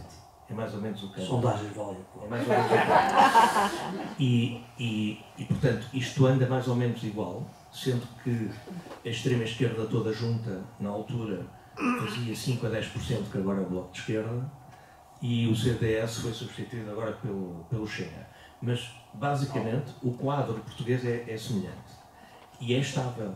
Isto é, Portugal tem essa vantagem comparativa com os países da Mancha para cá. Estou a falar do continente da Mancha para cá. Mesmo a Alemanha desintegrou-se mais. O SPD perdeu muito peso, a CDU está a perder. E, portanto, Portugal, isto é bom e é mau. Tem duas facetas. Porquê é que é assim? Porque os portugueses são muito familiares na política como são no futebol. As pessoas são muito do PPD, do PC e do PS, como são do Benfica e do Sporting. Há famílias inteiras. Há pessoas que nascem de um partido. Até dizem e assumem. O Pedro Nuno Santos, no outro dia na entrevista, eu sempre fui do PS. É desde pequenino. Eu tenho amigos meus, muitos, que são do PS desde pequeninos. Eu, por acaso, não sou. Ao contrário de ti, ele é do PPD desde sempre. Eu fui fundador da JST no Largo do Rato, porque sou social-democrata desde pequenino, e fui da JST, fui fundador, e do PPD, mas depois apoiei Mário Soares e fui para o PS em 85. E, portanto, a minha opção partidária é racional, não é do coração. É racional. Portanto, mudei de partido, mas a maior parte das pessoas não mudam. A minha foi das duas. É uma coisa muito sujeira. Mas isso é bom, porque a democracia é mais sólida. Porque os partidos são fundamentais para a democracia. Portanto, isso dá-nos uma previsibilidade que os ingleses têm, não é? Os ingleses têm partidos mais antigos que nós. Convém não esquecer que o parlamentarismo mais antigo é o inglês, tem mais de 500 anos, e a República Americana. Já agora convém também não esquecer que é a República Democrática mais antiga e mais estável. O Partido Republicano tem 200 anos, o Partido Democrático também. Eles inverteram-se. O Partido Democrático era do Sul, era confederado, foram os que perderam a guerra, e o Partido Republicano era da América do Norte, que ganhou a Guerra Civil, e agora inverteram-se. O Partido Republicano está à direita e o outro à esquerda, é curioso. Mas isso é outra história. Mas convém, essa parte é boa, Portugal aí está bem defendido. Em relação à questão da Europa, concordo em absoluto, porque a Europa é um gigante económico, mas é um anão político a nível mundial, como toda a gente sabe, é um anão político. Andamos para aí a discutir, falam, nos comunicados e tal, bola. Porque é um anão militar. A força política tem 3 pilares: militar, económico e cultural. A cultura é muito importante. Isto é língua, moda, certo? O poder americano dos Estados Unidos não são a maior potência só porque são a maior potência económica. São a maior potência económica, são a maior potência militar e são a maior potência cultural. Isto é, toda a gente come hambúrguer, bebe Coca-Cola, veste jeans, os nobres são americanos, ok? É tudo americano. Hollywood, filmes, TV, Apple, É tudo. E continua a ser. É tudo. E, portanto, isso é poder. A Europa não. A Europa tem poder económico, cultural não tem. Não tem na moda. Empresas, moda, surf, nada é europeu. Não há uma marca europeia a sério. Não há uma mega empresa europeia a sério. Nos últimos. Zero. Bola. É que é zero.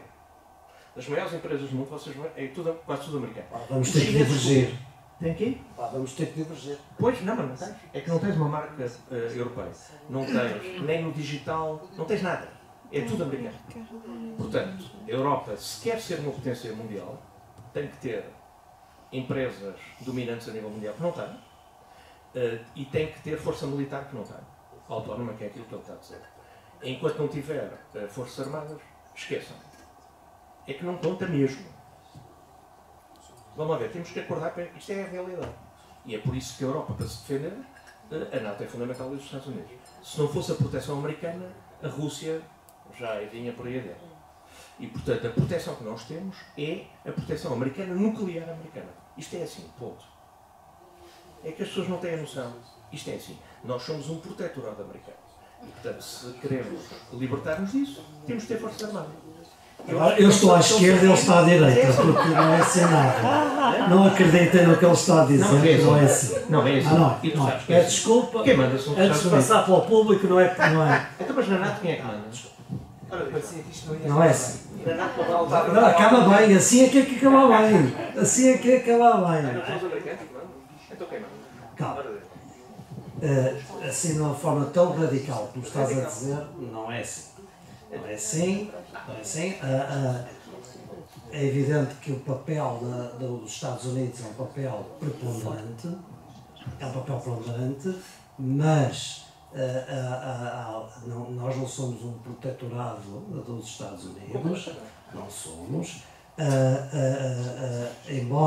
embora seja necessário nós termos do ponto de vista da segurança, ter um incremento e uma situação reforçada da segurança cooperativa europeia em relação mas não é propriamente a lógica. A NATO não surge como uma lógica protetorada. A NATO surge como um escudo de defesa de todo um conjunto de países, civilização, culturais, etc. Então, os Estados Unidos têm um papel importante, mas para que é partilha de decisão, inclusive muito importante, porque é a partilha de decisão que muitas vezes até modera os impulsos menos saudáveis dos Estados Unidos. Isso assiste-se também nas reuniões da NATO, em que o peso e o respeito que os americanos dão também em relação àquilo que são todos os seus parceiros europeus é, digamos, importante para, e veja-se como foi a questão da criação da coligação contra o Daesh, a criação do Afeganistão, etc. Portanto, eu não estou a dizer que o peso dos Estados Unidos não é um peso determinante, estou a dizer é que nós não somos propriamente um protetorado despidos de vontade ou dessa. Agora, é evidente que é importante e é necessário que esse sentido cultural na Europa seja reforçado, no sentido de que a nossa defesa e o nosso contributo o nosso contributo cooperativo tem... Não ando com Rodriguinhos nada. Não, eu estive nas reuniões e tu não estiveste. Ou seja, tu falas do que lês, eu falo do que fiz. Portanto, sei bem. E até te vou dizer mais. A criação... Os Estados Unidos têm 10 porta-aviões. Quantos porta-aviões tem a Europa? Bola, zero. Está bem. Mas havia...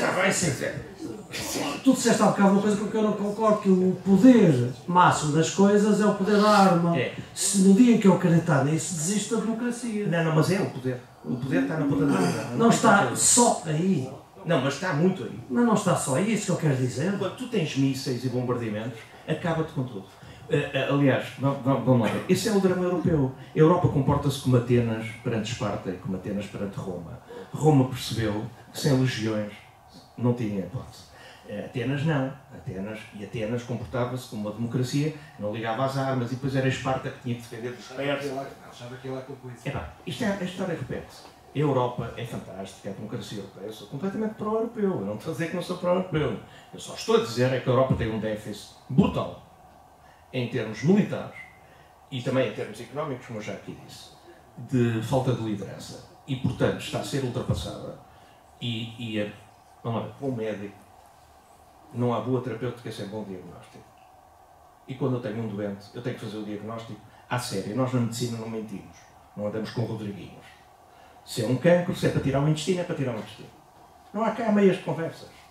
É o que é. A política não é bem assim. A política, a malta pinta a coisa, a pílula cor-de-rosa e tal. É o que ele está a fazer. Não estou. Eu estou a tentar brincar, claro que eu estou a brincar, estou a exagerar, mas estou a falar a sério. Isto é, o que é que eu quero aqui chamar a atenção? É que a Europa, para ser aquilo que nós gostaríamos que fosse, tem que investir mais na... Tem que investir na defesa. Claro, tem que investir. Concordo. Aliás, disse-te eu próprio que a criação das Forças Armadas Europeias é uma coisa fundamental, o que significa uma coisa também, é que elas existem. Elas existem. É mais fácil. A questão é muito política, por isso que eu quero dizer, porque um militar não tem dificuldade nenhuma, português, de estar a atuar com um alemão, um italiano, etc. O que é preciso é que o capitão, no seu posto, tenha uma determinada graduação e a ação de comando estabelece numa determinada hierarquia, e se ele é alemão, italiano ou português, numa missão, o que importa é que a ação de comando e a cadeia de comando funcione. Deixa-me acabar. E, portanto, a criação a nível e até porque a interoperabilidade já existe a nível das Forças Armadas inglesas, francesas, portuguesas, etc. A lógica de funcionamento da cadeia de comando e da estrutura, etc., está facilitada. Por isso é que as missões são cumpridas sem dificuldade. O problema é político. O problema é saber se há espaço de identidade e de cultura europeia suficientemente forte para perceber que também ao mesmo nível do desenvolvimento da educação, etc., tem de ser colocado também como uma das prioridades a defesa própria, integrada, dessa maneira, para poder ser um player. E aí é que ela não existe. Ora, estás a tocar no ponto. Mas quando vamos às reuniões da NATO, em que não vai a União Europeia dessa dimensão como a União Europeia, mas vai a Inglaterra, vai a França, vai a Alemanha, tu não penses que os Estados Unidos ouvem qualquer coisa e não ouvem a Alemanha. Sim, ouvem. Claro, ouvem mesmo. Certo. E não decidem, assim, agora apetece-nos lá, vamos com aqueles que estão a borrifar com o que os franceses dizem, inglês ou Alemanha. Ouvem a Alemanha. Portanto,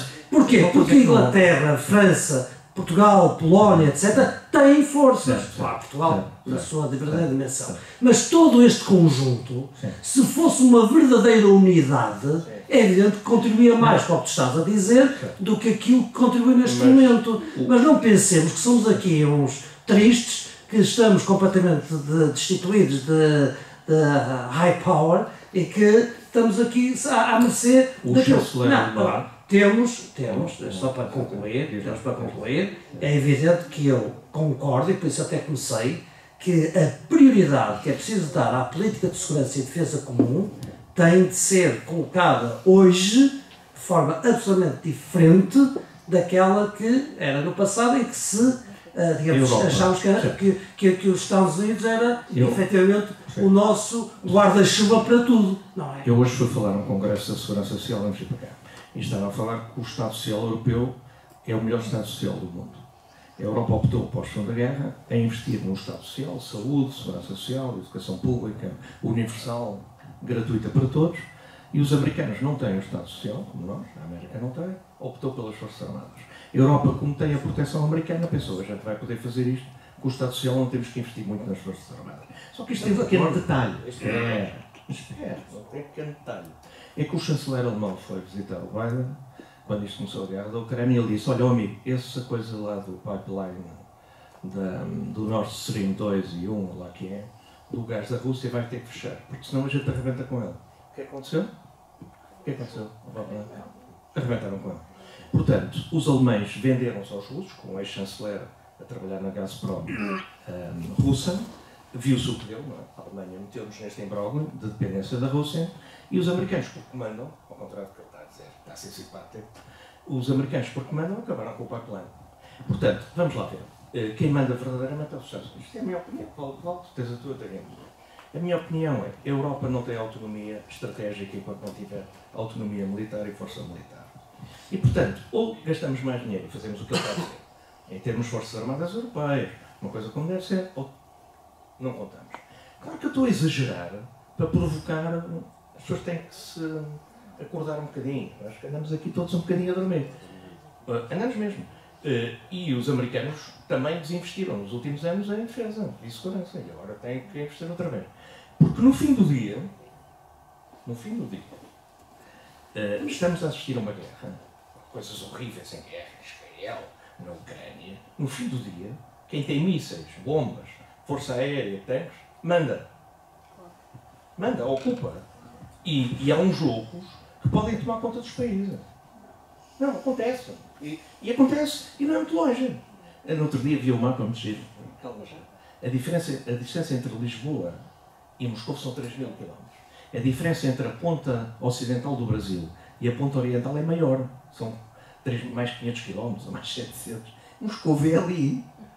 E a gente, quando comemorou esta coisa da Revolução de Praga, agora é tudo brincadeira. Como já viram, nós somos amigos, mas temos os nossos debates à séria.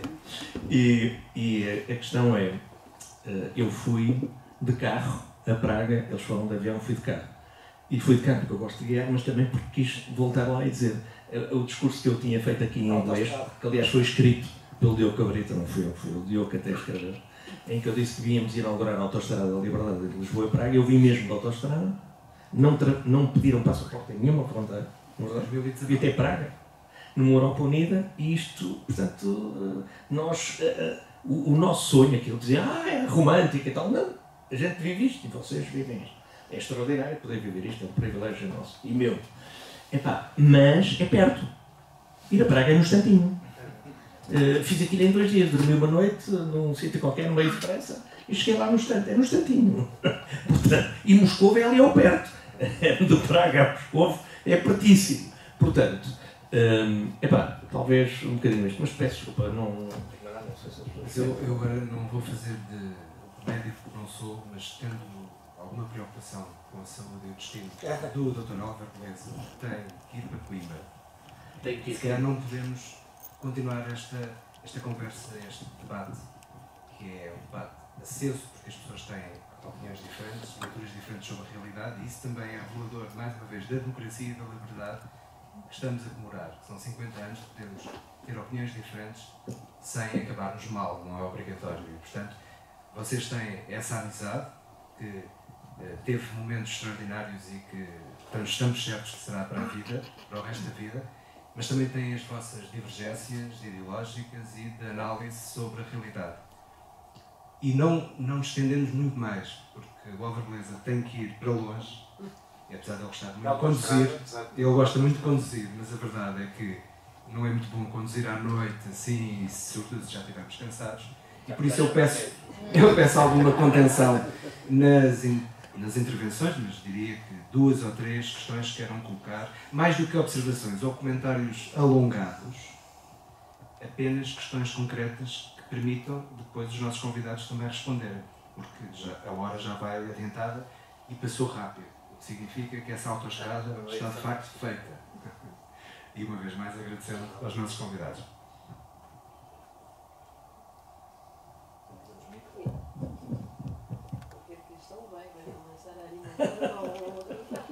Sim, isso é sempre possível, mas eles vão procurar serem contidos. Nós gostamos de debate. Como se nota. Nós não temos aqui micro mais. Muito obrigado. Eu de facto, rapidamente, a minha teoria dos conjuntos confirma-se. Existe aqui uma interseção e depois existem diferenças.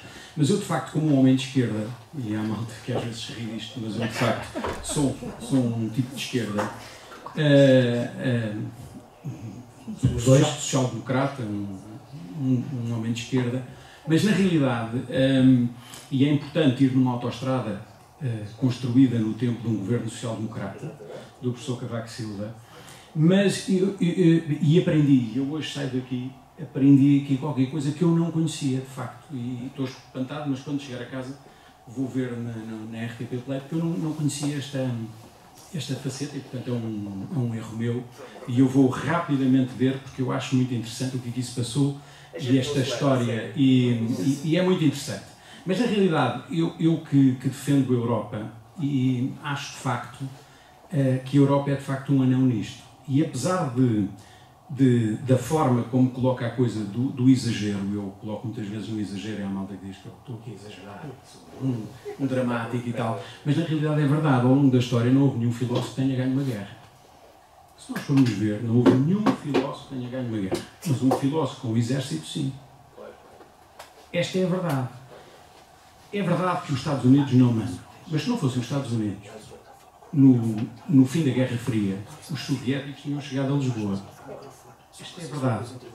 Se não fossem os soviéticos, o muro de Berlim não tinha caído. Se não fossem os americanos, o muro de Berlim não tinha caído. Porque nós somos uns tipos porreiros, mas, com exceção dos ingleses, não mandamos ninguém para a guerra. Ninguém vai para a guerra. Para a guerra vão os outros. Mandam os americanos e mandam os ingleses. Com a saída dos ingleses da União Europeia, isto ainda ficou pior. Eu lembro-me sempre de uma história, quando houve uma necessidade, aqui há poucos anos, de fazer uma intervenção no Líbano. Os franceses andaram aí pela Europa toda a dizer que era preciso intervir. Quando se acordou para intervir, os franceses não mandaram homens, mandaram os italianos, comandado por um francês. Está tudo doido. Aqui há poucos anos, quando os franceses tiveram que ir ao norte da África, a África de influência francesa, combater o Daesh, eles foram, mas a determinada altura perceberam que não tinham logística. Foram os americanos que lhe tiveram que dar, porque eles não tinham condições. Não havia condições. Aliás, os franceses estão a perder a influência em África através do grupo Wagner. E, portanto, nós estamos aqui numa situação interessante, mas a verdade é que a Europa saiu da África. A Europa não recuperou do fim da presença europeia em África. E ao ter saído, os americanos a determinada altura estiveram, mas também saíram, os chineses ocuparam. E nós continuamos a brincar. Continuamos a olhar para isto e a brincar. Verdadeiramente a brincar. Se não fossem os americanos, de facto, não havia intervenção nenhuma, não havia nenhuma ajuda à Ucrânia. Nós ainda hoje estávamos a discutir o que é que íamos dar. Ainda hoje estávamos a discutir isso. Porque nós não tomamos decisões. Não, a malta não tem. Os europeus terminam, salvo exceções. A França ainda tem armas nucleares, o que faz ali uma coisa, e há quem diga que era por isso que o Putin ainda ouvia o Macron, porque ele tem armas nucleares, portanto também não contavam para nada. Contavam para nada. Os ingleses eram ainda os únicos que faziam, de facto, aliás, são os únicos que verdadeiramente ainda hoje conseguem mobilizar homens. Portanto, nós olhamos para isto a sério e percebemos que temos que alterar algo, ou não é o Trump que estava errado, aliás. O Biden continua a fazer exatamente a mesma coisa, só com um sorriso. O Trump entrava e dizia, os senhores têm que gastar. O Biden entra com um sorriso, diz aos nossos amigos europeus, mas, meu amigo, mete lá os 2%. E já o Obama dizia a mesma coisa. Obviamente, porque isto é tudo muito bonito, mas é preciso alguém que pague. Vamos lá ver, e nós temos que pagar. Eu percebo, eu que vim do setor de telecomunicações, só houve uma vitória no mundo digital europeu, que se chamou GSM. Desde essa altura, os europeus não ganharam mais nada, não fizeram mais nada. Zero. E por alguma razão, o mundo está virado do lado dos americanos e do lado dos asiáticos. Agora, existe aqui esta visão para a Europa, porque há a guerra na Ucrânia e a guerra no Médio Oriente. Porque a verdadeira tensão, por isso é que os americanos estão a construir a espécie da NATO do lado de lá. Porque os europeus estão a deixar de contar para eles. Portanto, porque os europeus não... Primeiro, estamos a ficar velhos. Há quem diga aqui que é um problema de trauma, mas é verdade. E, portanto, não há inovação num país de velhos, onde eu me incluo. Não é possível num continente de velhos. Nós, na realidade, tirando o setor automóvel, o setor... Nós temos grandes empresas. É verdade. Mas, cuidado com a história da eletrificação. A indústria automóvel europeia corre o risco de desaparecer. Não estão a brincar, pode contar a história que quiserem. Os carros elétricos na Europa, mais de metade são vendidos pela Tesla. Não são vendidos por europeus, são vendidos pela Tesla. Os europeus andam a brincar. O homem foi o único que lançou um carro elétrico, uma rede elétrica sem dinheiro do Estado. Nós, na Europa. Não foi preciso PRR. Nada. Nós, na Europa, os grandes construtores europeus continuam à espera de dinheiro europeu para construir uma rede elétrica. Nós, em Portugal, vangloriámos que tivemos a primeira rede elétrica e a melhor da Europa. Não havia automóveis. Quando começou a haver automóveis, a rede elétrica estava destruída. Somos, de facto, extraordinários. Portanto, há coisas que nós temos mesmo que mudar. Ou então, não vamos contar. Não vamos contar. E depois temos aqui outra questão. Os alemães ainda hoje estão um bocadinho subservientes, quer aos russos, quando estavam por causa da energia, e quer aos chineses, por causa da questão económica e da venda dos seus interesses, automóveis e outros. E isto é preciso ter uma visão um bocadinho maior. Ou temos, ou somos de facto um gigante com pés de barro e vamos ter um problema sério no futuro, porque com o nosso caminhar para a velhice teremos menos capacidade, queremos mais Estado social. Só que na realidade, quando fazemos essa comparação, os americanos não perdem para nós na educação. A ver, não perdem para nós. E ganham para nós na inovação. E nós não. Portanto, nós perdemos. Nós, nas maiores indústrias, de facto, vamos lá ver, as maiores indústrias mundiais, aparece lá uma europeia. Não é possível. Se a Europa quer... Eu ainda me lembro no tempo do Guterres, em que houve a Cimeira de Lisboa, e o objetivo era criar a União Europeia até 2020 como o maior espaço digital do mundo. Só conversa. Só conversa. Os telemóveis são ou americanos ou asiáticos. Quando vamos à internet pesquisar, pesquisamos em softwares americanos. E ponto.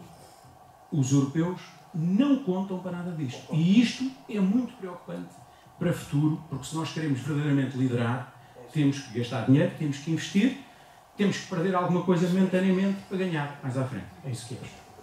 Deixa-me só contenção, objetividade, obrigado por cumprir. E no fundo, respondendo aqui ao rap também do Davi, mas mesmo só pegando aqui nesta conversa que se estava a ter e acrescentando-lhe outra coisa, que é: se a Europa está de facto a perder dimensão e importância ao nível mundial, nas mais diversas áreas, eu diria em todas, porque o resto do mundo também tem vindo a evoluir muito mais depressa que a Europa e tem hoje também um poderio económico completamente diferente que tinha, e portanto a Europa pesa cada vez menos.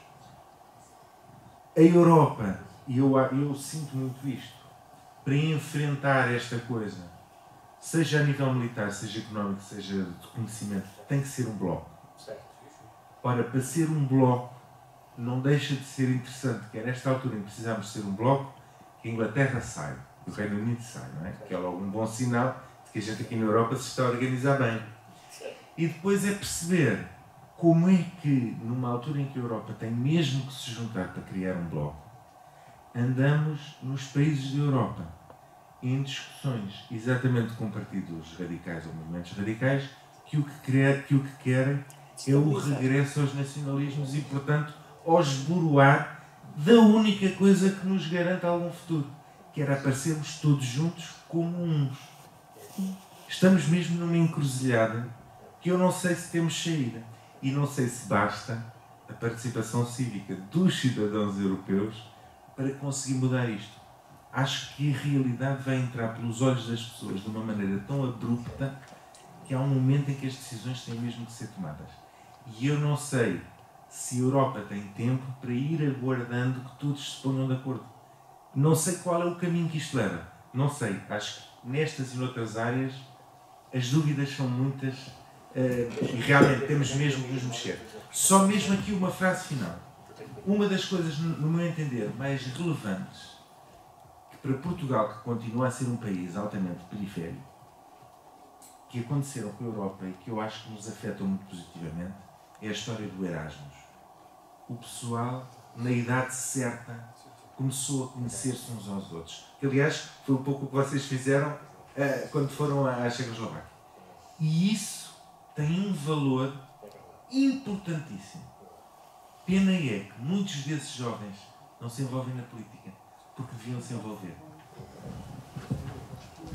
Eu peço desculpa só para responder primeiro, porque eu tenho mesmo que ir embora. Eu peço muita desculpa, mas tenho que ir. Senão eles ficam com medo que me dê um treco. Concordo em absoluto com isso, é a minha tese. Acho que a Europa precisa dar aqui um boost se quiser realmente contar para alguma coisa. E em relação ao que estás a dizer, como é que isto se dá a volta a isto? Eu ontem estive em Leiria a falar para empresários dos moldes que estão aflitos, porque a Alemanha, que já cometeu um erro estratégico ao pôr-se na mão da Rússia no gás do Putin, como se percebe, agora está a cometer o segundo erro, não aprendeu, e está-se a pôr na mão da China na questão dos moldes e dos fabricantes automóveis. Isto é, a Alemanha, que vive de vender automóvel, a principal indústria alemã é vender automóvel, e nomeadamente para a China, hoje os chineses estão a fornecer acessórios para os automóveis alemães e a nossa indústria está aflita.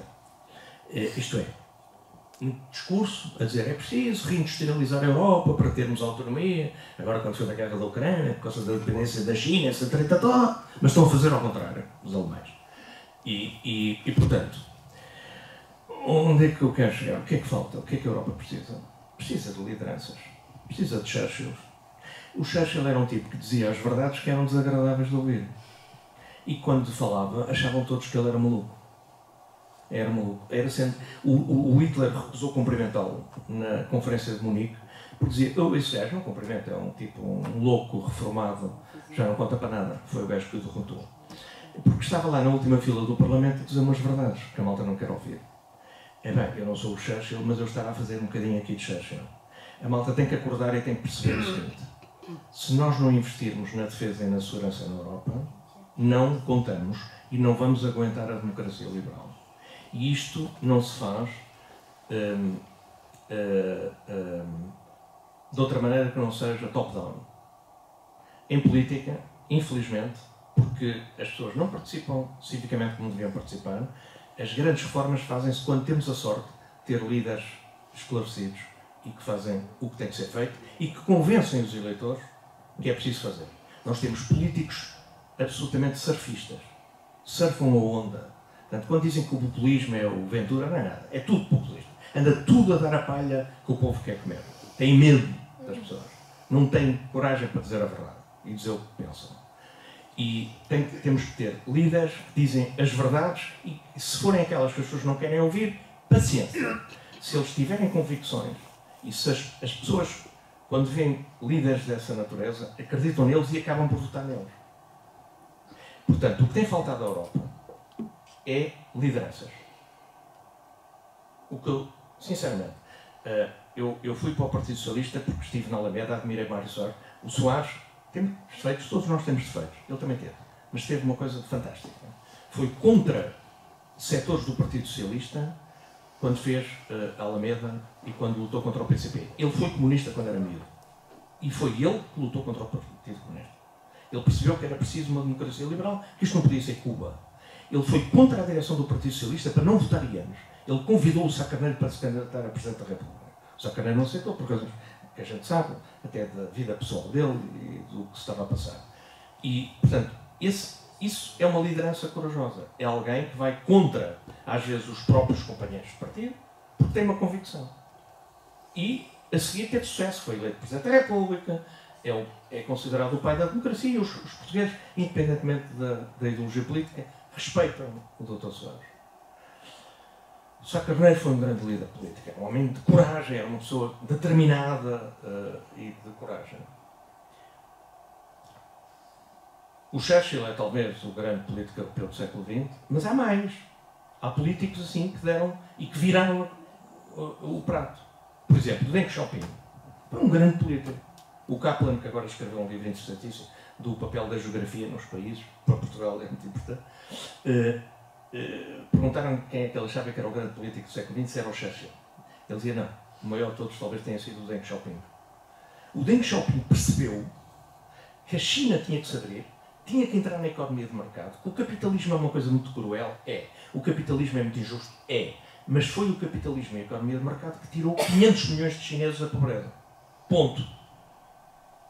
Agora, depois tem que haver um Estado social e um Estado regulador que não deixa ninguém para trás e capar as pessoas. Isso é a social-democracia. Mas percebeu isso. Isso é preciso ter uma inteligência, uma coragem, uma capacidade fora do normal. Isso são lideranças políticas que vão contra a corrente, que dizem aquilo que não é agradável e que têm essa coragem. Falta-nos isso. Falta-nos isso. Porque a vida é como é, a política é como é, o poder e a arte da guerra está definida há muitos anos desde Sun Tzu e não há nada para inventar. E, portanto, infelizmente, nós precisamos disso. Portugal já teve grandes líderes. Eu ontem estive a Leiria, perto da Batalha, e estava-lhes a falar do Nuno Novas Pereira. Nós tivemos grandes portugueses que fizeram a diferença. Fizeram a diferença. E estamos a precisar, outra vez, ter na Europa tipos dessa dimensão. A França é o que é, são os fanfarrões, muita conversa, mas depois aquilo espreme-se, não dá nada. A Alemanha é o que estamos a ver. A Inglaterra, que é a grande potência económica e militar europeia, e já agora o grande aliado português, desde Dom Afonso Henriques, desde o tempo da conquista de Lisboa com cruzados ingleses, que é uma potência militar, é uma potência, é um país que politicamente em 1000 anos praticamente não perdeu uma guerra. A saída da Inglaterra da União Europeia é muito mal para a União Europeia, muito mal para a Inglaterra, é mal para todos. É outro disparate, não? Que eu penso que será revertido, porque a Inglaterra irá voltar, mas quer dizer, andamos aqui a brincar com assuntos sérios. Os Estados Unidos têm um homem, coitado, podia estar nos cuidados continuados porque é dos Estados Unidos. A ONU tem um tipo que fala fantástico, que é um dos homens mais cultos que eu já conheci, dos homens mais inteligentes, mas que anda sempre é redondo, e portanto o mundo estão a cair mísseis na Ucrânia. Ele diz que o problema é a descarbonização. Claro que o problema é a descarbonização, claro que o ambiente é o problema, mas estão a cair mísseis e há um Hitler com uma bomba atómica na mão, e portanto isto não é para brincar. O mundo é um assunto sério. Portanto, nós andamos aqui com Rodriguinhos, parece enganar-nos todos uns aos outros. E isso é uma coisa, confesso, que eu fiz agora há 65 anos, me incomoda. Me incomoda. E gostava que as pessoas acordassem, portanto, enquanto eu puder e tiver saúde, pelo menos o que eu vou continuar a fazer, e até como Presidente da SEDES, é tentar, como diz o Zé Requete, desinstalar os portugueses. Acordem, pensem, debatam, façam qualquer coisa, mas lutem por aquilo que acreditam. Se a gente lutar por aquilo que acredita, a gente consegue alguma coisa. Se ficarmos sentados em casa a fazer zapping, não. É só isso. Quero-vos agradecer imenso, adorei, dar-vos os parabéns sinceros por este museu. Fantástico. Não é por estar aqui o Presidente da Câmara e vocês, a Vila Franca tem uma evolução fantástica. Eu no outro dia fui falar ali numa sala de conferências em frente ao Tejo, lindíssimo. Isto está muito melhor, muito bonito, jantamos muito bem, come-se aqui muito bem, vocês são muito simpáticos. A sério, é uma noite muito simpática. Rever o meu amigo, e permitiram que eu visse o meu amigo dizer que já não via. Já nos vimos há um ano ou dois, fisicamente. É bom encontrar os amigos e pronto, lá nos comovemos outra vez, lá não veio a lágrima ao olho, mas eu tenho que me ir embora porque eu tenho que ir para o Douro. Sim, mas antes de ir embora, deixa-me só dizer uma coisa. Antes de ir embora. A medida do que tu disseste é que é o meu fator de diferença. Só para situar aqui o debate. Eu falei da necessidade de existir Forças Armadas Europeias. Certo? Estamos de acordo.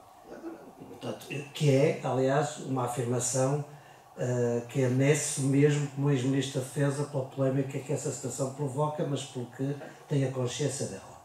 Portanto, a necessidade, e disse também, isto só para situarmos, que era absolutamente necessário o reforço do projeto europeu no seu sentido, precisamente, de ação política que conduza a ter a capacidade para tomar decisões de forma diferente daquela que ela toma. E para isso, não vivendo em ditadura, porque em ditadura as coisas são fáceis de se fazer, para respeitar e poder viver em democracia, dá mais trabalho, mas é muito melhor viver em democracia que em ditadura. E, portanto, o processo de formação dessa vontade não se reduz a um ato simples, ainda que muito emocional e muito irreverente, dizer que é assim, e se não for assim, não é assim. É que as coisas não se passam assim. Porque o processo de formação de vontade coletiva que respeita a liberdade e o outro dá muito trabalho. E como dá muito trabalho, eu gosto de uma Europa que dê esse trabalho também. Porque essa Europa que dá esse trabalho é aquele que é o espaço maior de liberdade que tu encontras em todo o mundo, mesmo nos Estados Unidos. espaço de liberdade que nós vemos na Europa não tem medida comparativa com nenhum outro espaço. E isso é felicidade. E eu não quero perder essa felicidade. Portanto, vamos definir aquilo que é as prioridades. Estamos de acordo. O modo de lá chegar tem de ser respeitador de uma metodologia que é a nossa. E essa eu não abdico. E, portanto, quer dizer, eu sou um bocadinho mais racional quando eu sou racional e sou mais emotivo, como tu, quando precisa a emoção de brotar. Mas há aqui um ponto que é evidente que as lideranças são determinantes. Quem é que é contra uma liderança? Eu próprio referi, e refiro, e aconselho a ler o livro do Kissinger, o último, que trata sobre lideranças e mostra quem são os grandes atores de players mundiais e que as lideranças são determinantes. É evidente. Mas também o estado de desenvolvimento de um povo e o estado de literacia de um povo é fundamental para que essas lideranças possam se traduzir com respeito por aquilo que é a divergência de opiniões e não por uma imposição que o Deng Xiaoping fez. É fantástico, mas não existe democracia nem liberdade lá. Eu quero ter pão, mas quero ser livre. De acordo. Vamos mitigar. Se calhar vamos ser os dois sociais-democratas. Se calhar vamos ser os dois sociais-democratas, seguramente. Mas, se calhar por defeito de ter exercido poder, percebo que no terreno as coisas podem chegar e brigam a um bocadinho mais do que o puro romantismo. Muito bem. O doutor Álvaro Beleza e o doutor José Aguiar Braga podem ir embora. Nós vamos encerrar a nossa sessão. Estamos escusa de sair antes do tempo. É apenas dizer, em nome do município e do Museu do Neorrealismo, obrigado. Obrigado porque trouxeram a vossa experiência. Eu também pus na programação esse projeto de rememoração da vossa experiência, mas essa experiência é depois do nosso debate. Tive uma moderação simplificada porque não foi preciso moderar. Essa também é a base destes diálogos, é trazer amigos que tenham tido uma experiência que só poderia resultar depois de terem vivido em democracia, em liberdade. E o vosso exemplo de terem ido a Praga é um exemplo que vos emociona a vocês, mas também a quem, mesmo não tendo participado, consegue perceber o valor da palavra liberdade, que é o bem maior de 50 anos de 25 de Abril. Por isso, muito obrigado uma vez mais por terem